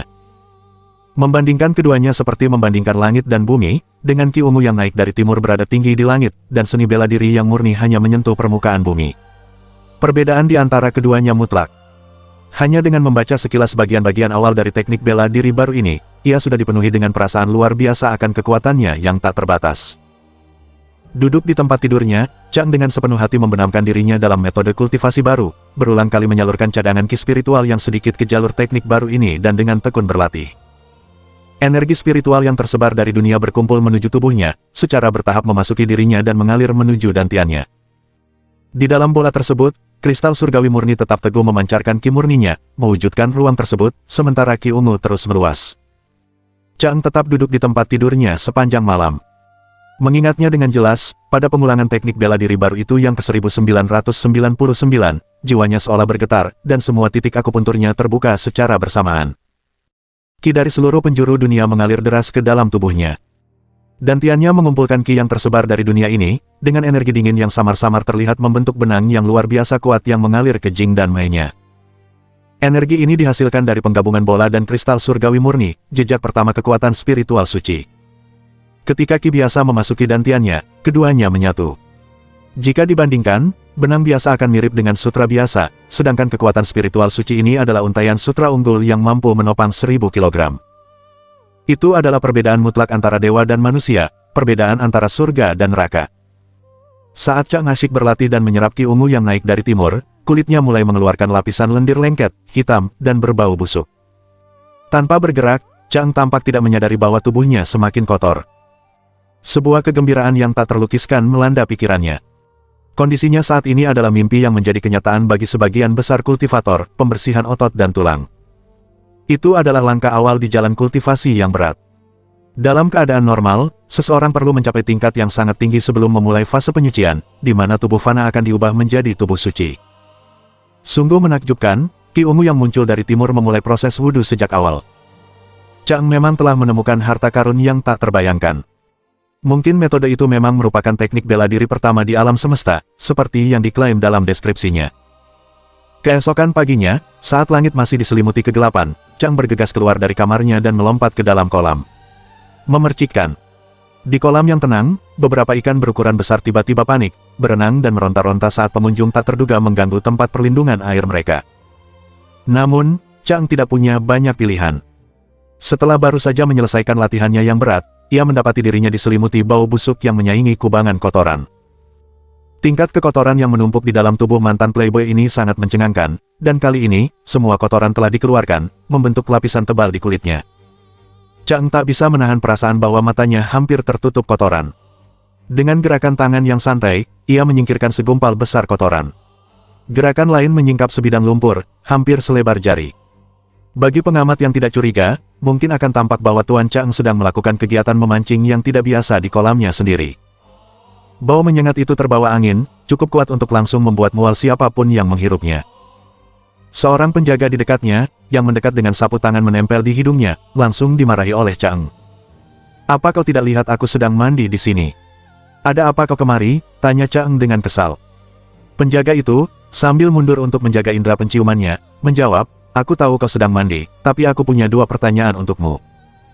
Pertama, bukankah terlalu pagi untuk mandi sebelum matahari terbit? Kedua, aku tahu betul kau sedang mandi, tapi baunya seperti orang sedang membersihkan jamban." Penjaga itu buru-buru pergi, sambil menutup hidungnya dan melontarkan komentar meremehkan dari balik bahunya, "Sial.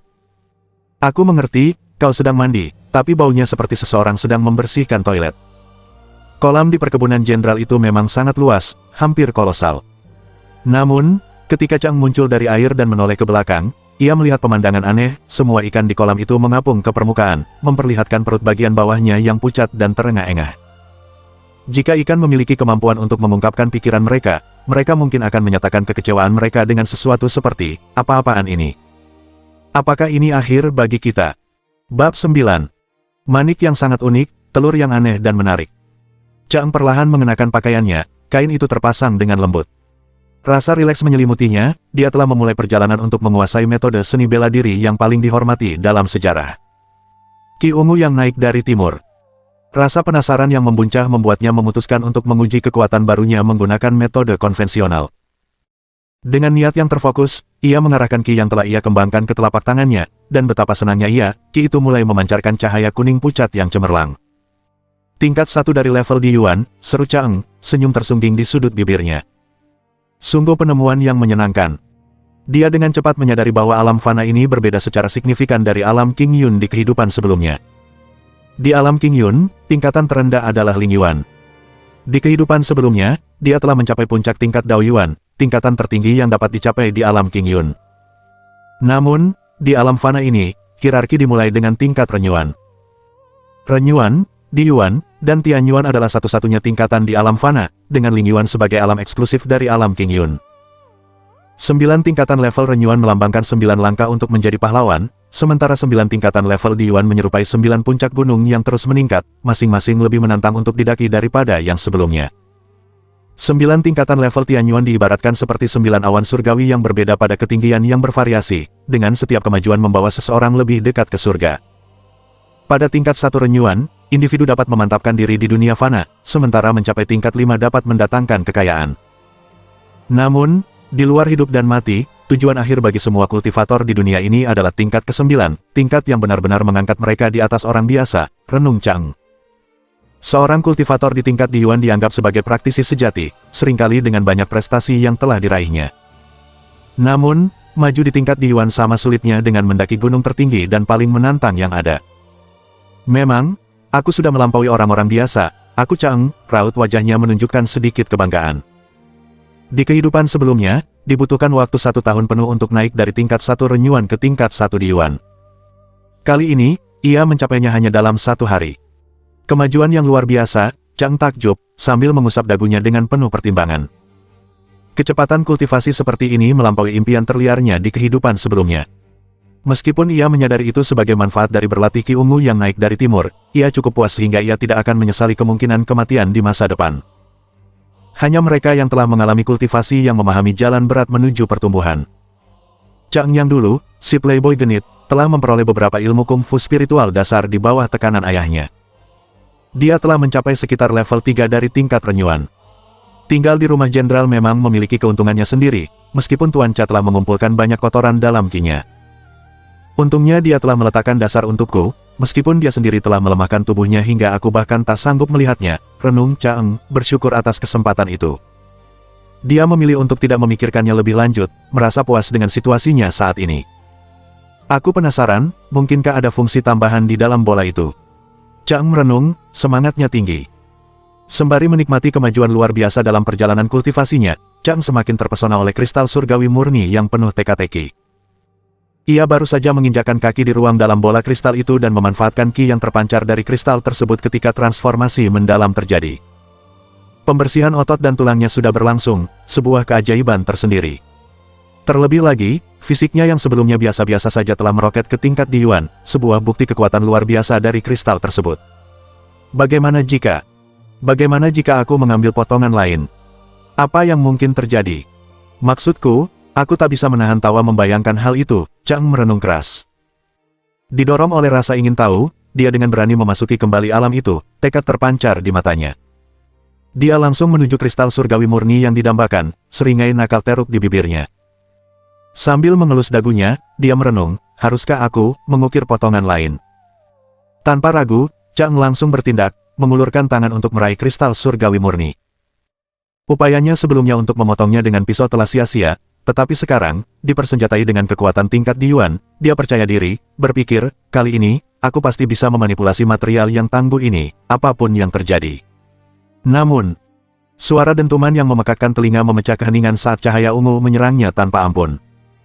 Chang terlempar ke lantai, pinggulnya nyaris hancur menjadi 8 bagian. Meskipun tubuhnya menjerit kesakitan, guncangan itu membuatnya sesaat tidak menyadari rasa sakitnya. Kristal surgawi murni tampak begitu dekat, namun sekaligus tak terjangkau. Sepertinya sekeras apapun ia berusaha, ia tak mampu menjembatani jarak tersebut. Lebih buruk lagi, setiap upaya untuk meraihnya selalu berujung pada serangan brutal cahaya ungu yang memancar dari dalam kristal itu. Apa yang terjadi? Aku telah melewati banyak kesulitan untuk mendapatkan benda ini, dan sekarang setelah akhirnya berada dalam genggamanku, benda ini mengejekku dari kejauhan. Apakah ini keadilan? Chang meratap, sambil memijat pinggulnya yang berdenyut-denyut, rasa frustrasi tergambar di wajahnya. Tak patah semangat, ia melakukan upaya gigih lainnya, hanya untuk menghadapi perlawanan keras kepala yang sama. Setelah beberapa kali mencoba tanpa hasil, Chang ambruk dengan lesu ke lantai ruangan, debu menodai wajahnya yang putus asa. Ini benar-benar di luar jangkauan, gerutunya. Sambil menatap kristal surgawi murni yang bertengger tinggi di atas, Chang menghela napas panjang. Aku belum pernah menemukan sesuatu yang seperti ini. Aku memilikinya, ia ada di sana, namun ia lolos dari sentuhanku. Kau, ruang terbatas di dalam bola itu, apakah kau tidak punya akal sehat? Setelah beberapa upaya sia-sia lainnya, Chang berbaring lelah di lantai ruangan. Akhirnya ia menyadari bahwa meskipun telah mengamankan kristal surgawi murni di dalam bola tersebut, levelnya sendiri tidak cukup untuk menguasai alam ini. Ia kekurangan wewenang, atau lebih tepatnya, kekuatan untuk memerintahnya. Menyadari bahwa memanfaatkan potensi kristal surgawi murni saat ini kemungkinan besar akan mengakibatkan pemborosan manfaatnya yang tak tertandingi, Chang ragu-ragu. Meskipun kristal itu dapat memberikan peningkatan kekuatan yang instan dan luar biasa, ia juga dapat membawa komplikasi yang tak terduga. Kekuatannya tidak berasal dari jalan kultivasi yang berat, berpotensi membuat kultivator memiliki fondasi yang lemah. Mencapai kekuatan yang abadi akan menjadi perjuangan yang berat. Namun, daya tarik kenaikan dalam semalam memang sangat menggoda. Dengan kristal yang begitu dekat namun sekaligus begitu sulit diraih, minat Chang mulai memudar. Baiklah. Tempat ini akan berfungsi sebagai ruang penyimpanan yang cocok, Chang mengalah, memilih alternatif pragmatis untuk menghibur dirinya sendiri. Dia keluar dari ruangan, mengambil kursi dari luar, dan mencoba menyimpannya di dalam bola tersebut. Tidak berhasil. Chang menggaruk kepalanya, bingung dengan hasil yang aneh itu. Mungkin yang lebih kecil bisa berhasil, gumam Chang Xiao, matanya mengamati sekelilingnya. Di tangannya, ia memegang sebuah batu seukuran telur. Namun, yang mengejutkannya, upaya ini terbukti sama sekali tidak membuahkan hasil. Apa masalahnya, pikirnya, alisnya berkerut bingung. Jika aku saja bisa masuk, kenapa batu kecil ini tidak bisa? Dengan tekad bulat, ia melakukan beberapa upaya lagi, semakin bingung setiap kali gagal. Frustrasi mulai terlihat di wajahnya. Akhirnya, Chang Xiao memutuskan untuk bereksperimen dengan sesuatu yang lain. Dia mengambil sebuah kristal giok, pusaka yang berisi esensi alam semesta yang diwariskan dari ayahnya. Kali ini, sesuatu yang luar biasa terjadi. Meskipun kristal giok itu tidak memasuki ruang tersebut, sesuatu yang aneh terjadi. Chang Xiao memeriksanya dengan saksama, ekspresinya berganti-ganti antara senang dan frustrasi. Bagi mata yang tidak terlatih, kristal giok itu tampak tidak berubah, mempertahankan ukuran dan kilaunya. Namun, yang benar-benar penting adalah energi vital Qi yang dimilikinya, dan energi itulah yang telah lenyap, menjadikannya hanya hiasan belaka, indah secara visual tetapi tidak berguna secara fungsional. Mungkinkah ruangan ini hanya menerima barang-barang dengan kualitas tertentu yang lebih tinggi? Chang Xiao merenung dalam-dalam. Dengan kata lain, agar harta berharga dapat masuk ke ruangan ini, ia harus memenuhi atau melampaui standar tertentu. Kristal giok ini, misalnya, memiliki unsur-unsur yang memenuhi persyaratan, tetapi sisanya kurang. Dia mengusap dagunya, merenungkan selera ruangan yang begitu teliti. Sepertinya ruangan ini cukup selektif dalam memilih barang, ya. Setelah beberapa saat merenung, Chang Xiao menemukan prasasti di dinding. Untuk menyerap esensi langit dan bumi dan mengumpulkan ki dari segala sesuatu untuk memperluas ruang dan memelihara diri sendiri. Hanya dengan demikian Anda dapat menjadi raja yang tak tertandingi dari ruang tak terbatas ini. Ini adalah kuil pertama dari ruang tak terbatas. Untuk membuka kuil kedua, Anda perlu menguasai tingkat kedua ki ungu yang naik dari timur, demikian isi prasasti tersebut. Pada intinya, Chang Xiao menyadari bahwa ia perlu mengumpulkan lebih banyak barang berharga untuk memperluas ruang di dalam bola tersebut, sehingga memungkinkan pertukaran yang saling menguntungkan. Ini adalah hubungan simbiosis, ruang tersebut dapat berkembang dengan menyerap esensi harta karun, sementara ia, pada gilirannya, akan menuai manfaat dari ruang yang lebih besar dan lebih serbaguna. Jadi begitulah keadaannya, gumamnya. Aku baru saja memulai perjalananku dengan ki ungu yang terbit dari timur, dan aku bahkan belum mencapai tingkat pertama, hanya seorang pemula. Mengingat keadaannya saat ini, Chang Xiao tidak mungkin mengetahui prasyarat untuk memasuki kuil kedua. Mencapai tingkat kedua kemungkinan besar membutuhkan pencapaian tingkat Tianyuan, sebuah kesadaran yang membuatnya merenungkan jumlah tingkatan yang tercakup dalam ki ungu yang naik dari timur. Ini. Chang Xiao menghela napas dalam-dalam, menyadari jalan yang luas dan penuh ketidakpastian di hadapannya. Aku hanyalah seorang pemula, dan sepertinya tidak ada ujungnya. Meskipun demikian, ia memiliki tekad yang teguh untuk mengembangkan ki ungu yang muncul dari timur hingga mencapai puncaknya, betapapun beratnya perjalanan itu. Namun, masalah yang mendesak adalah memperoleh harta karun yang diperlukan untuk perluasan ruang angkasa. Di antara harta milik keluarga jenderal, hanya kristal giok yang agak memenuhi kriteria, paling banter hanya memenuhi sebagian persyaratan. Keadaan ini sangat membebani pikirannya. Bagaimana aku bisa mengumpulkan harta karun yang tak terhitung jumlahnya jika aku tidak punya apa-apa sejak awal? Renungan putus asa Chang Xiao memenuhi ruangan. Bahkan jika harta karun berharga muncul, kemungkinan besar itu berada di tangan keluarga bangsawan, disimpan sebagai upeti untuk raja. Dan bahkan jika ada yang bisa diakses, sarana keuangan untuk mendapatkannya akan kurang. Aku masih jauh dari mampu melakukan perampokan yang sukses.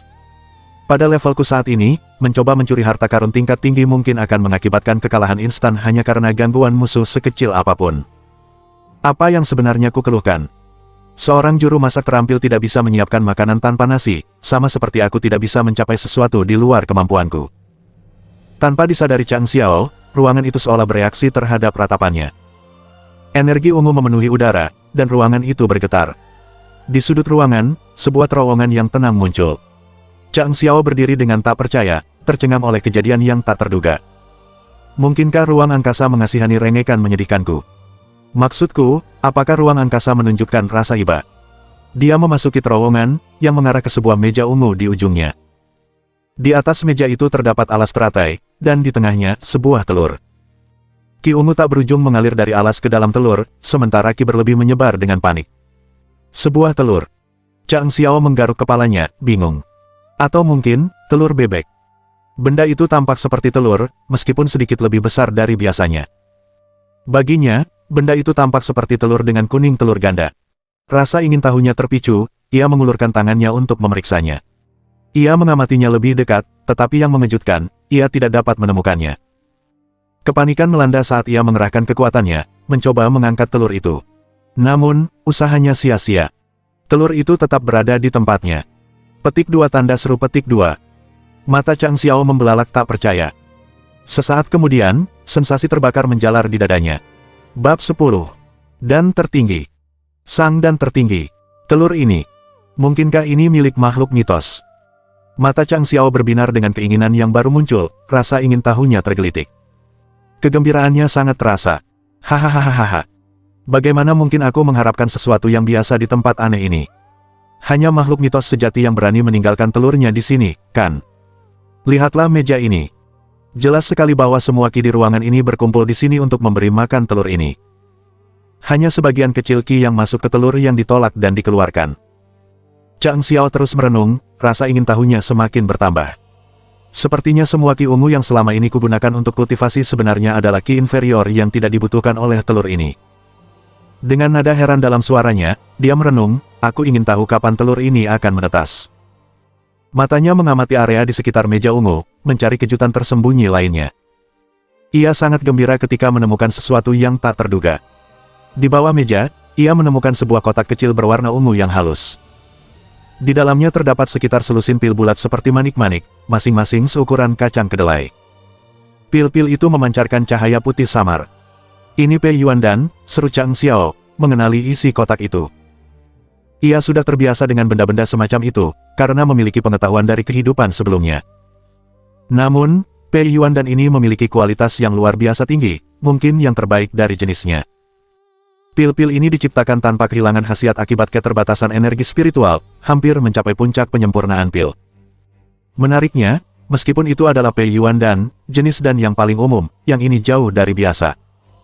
Dan hanya ini hadiah yang kudapatkan. Chang Xiao tak kuasa menahan kekecewaannya sambil menyimpan Pei Yuandan dengan hati-hati di dalam botol giok. Keluar dari ruangan, ia menghela napas panjang dan bergumam, "Jadi, ki yang kudapatkan adalah ki yang terbuang dari telur misterius itu, dan hadiah tambahannya hanyalah segenggam manik-manik dan yang sederhana ini." Aku sampai kehabisan kata-kata. Di luar, ia menghampiri pramugara dan menanyakan situasi keuangan keluarga mereka. "Pramugari, berapa banyak uang yang kami miliki? Apa yang bisa saya gunakan?" Pelayan itu tampak agak tidak nyaman saat menjawab, "Baiklah. Dana keluarga tentu saja milik Anda, Tuan. Namun, gaji jenderal dan rampasan perang dialokasikan untuk tujuan tertentu. Dana yang dialokasikan untuk penggunaan pribadi Anda, semuanya ada di lemari Anda sendiri." Pesan tersiratnya jelas. Chang Xiao dapat dengan bebas menggunakan dana yang diberikan kepadanya oleh sang jenderal, tetapi dana yang tidak diperuntukkan baginya tidak boleh digunakan. Chang Xiao menghela napas pelan, menerima kenyataan keterbatasan keuangan mereka. Ia sangat menyadari kemurahan hati ayahnya. Jenderal Cha telah mendedikasikan sebagian besar penghasilannya untuk mendukung keluarga para prajurit yang gugur dalam pertempuran, serta mereka yang cacat akibat perang. Akibatnya, uang yang tersedia untuk pengeluaran pribadi sangat terbatas. Ia ingat bahwa Tuan Chang Xiao sebelumnya telah menabung sejumlah emas dan perak dengan bertindak gegabah, mengumpulkan total sekitar 500 batangan emas. Namun, ia telah menggunakan 250 batangan emas ketika meminjamkannya kepada Zuo Wuji. Selain itu, ia telah memperoleh 500 batangan emas lagi dari Lan Langlang melalui pemerasan. Miskin. Benar-benar miskin. Chang Xiao tak kuasa menahan diri untuk tidak menyesali keadaan keuangan keluarganya. "Tidak apa-apa. Lanjutkan tugasmu. Biarkan aku sendiri." Chang Xiao melambaikan tangan dengan acuh tak acuh, memberi isyarat kepada pelayan untuk memberinya ruang. Setelah berpikir cukup lama, Chang Xiao memutuskan bahwa mengubah penampilannya adalah langkah yang bijaksana. Bagi seseorang yang pernah menjadi Raja Xiao yang terkenal, mengubah penampilannya semudah mentransfer kekuatan spiritualnya. Terlebih lagi, ia kini telah mencapai tingkat ahli di tingkat di Yuan. Meskipun ia menganggap Pei Yuandan tidak terlalu berharga, ramuan itu tetaplah jenis tonik yang sangat dicari di alam fana ini. Untuk menghindari perhatian yang tidak semestinya sebagai sumber barang-barang berharga ini, ia memutuskan bahwa lebih bijaksana untuk tetap anonim. Mengungkapkan dirinya sebagai pemberi manfaat dapat menyebabkan komplikasi dan masalah yang tak berujung. Dengan pemikiran itu, Chang Xiao mengubah penampilannya. Kini ia memiliki wajah yang kasar dan penuh pengalaman, dengan janggut lebat yang tampak telah berusia lebih dari 3 dekade. Tubuhnya memancarkan aura kekar dan berotot. Setelah memeriksa penampilan barunya di cermin, Chang Xiao mengangguk puas. Sebagai tindakan pencegahan tambahan, ia mengenakan topi bambu untuk lebih menyamarkan identitas aslinya. Ruang lelang Ola Lingbao. Chang Xiao berdiri di depan ruang lelang terbesar di kota itu, yang ramai dengan aktivitas karena persiapan untuk lelang yang akan datang sedang berlangsung. Lelang besok akan menampilkan barang yang persis dicari oleh Zuo Wuji. "Yah, nama ruang penjualan ini cukup sesuai," gumamnya sambil mengamati staf yang sibuk. "Aku penasaran apakah ruang-ruang penjualan ini saling terhubung, mungkin hanya cabang dari jaringan yang lebih besar." Mengesampingkan pikiran-pikiran itu untuk sementara waktu, Chang Xiao memasuki ruang penjualan. "Tunggu sebentar, pejuang," seorang pria berjenggot dari ruang lelang mendekatinya dengan senyum menjilat. "Lelang baru akan dimulai besok." "Pesan itu jelas, kembalilah besok." "Aku di sini untuk urusan bisnis," jawab Chang Xiao dengan nada kasar. "Aku tahu betul bahwa lelang dijadwalkan besok, dan justru karena itulah aku di sini hari ini. Panggilkan bosmu untukku. Tanyakan apakah dia tertarik untuk menampilkan koin emas tingkat tertinggi dalam lelangnya. Jika kau tidak segera melakukannya, aku akan berbalik dan pergi." "Dan tertinggi." Pria berjenggot itu mengerutkan alisnya sambil berpikir. Di negeri Hanyang, hanya 1 dari 1.000 orang yang memiliki keterampilan meracik obat-obatan, dan bahkan kurang dari 1 dari 10.000 orang yang mencapai tingkat pembuatan dan sangat didambakan, bahkan oleh para kultivator yang tangguh, dan memperolehnya bukanlah hal yang mudah. Tapi, Pak, pria itu ragu-ragu, bisakah Anda menunjukkan kepada saya, dan yang Anda maksud? Tanpa ragu, Chang Xiao mengocok botol yang dipegangnya, melepaskan aroma yang kaya dan memikat. Pria berjenggot itu sempat mencium sekilas aroma tersebut sebelum Chang Xiao menutup botolnya. Bahkan pertemuan singkat dengan wewangian itu membuat tubuh pria tersebut rileks dan dipenuhi sensasi menenangkan. Silakan ikuti saya. Saya akan segera mengantar Anda ke ahli kami yang paling berpengetahuan, kata pria berjenggot itu, menyapa Chang Xiao dengan rasa hormat yang baru. Tuan Guan, pakar terkemuka kami di ruang penjualan pencapaian surga, akan menentukan keaslian dan yang ingin Anda jual. Saat mereka melanjutkan perjalanan, seorang pria tua berjanggut putih yang memancarkan vitalitas menunggu mereka. Bolehkah saya mengetahui nama dan gelar Anda yang terhormat? Guru Guan, dengan janggut putihnya, memberikan senyum hangat dan ramah. Chang Xiao menjawab dengan senyum masam, Tuan tua, apakah Anda mempertimbangkan kemungkinan bahwa seorang pembuat dan yang terampil ada di kerajaan ini? Atau mungkin Anda percaya bahwa sudah bertahun-tahun sejak seorang pembuat dan sekaliber itu muncul di negeri ini?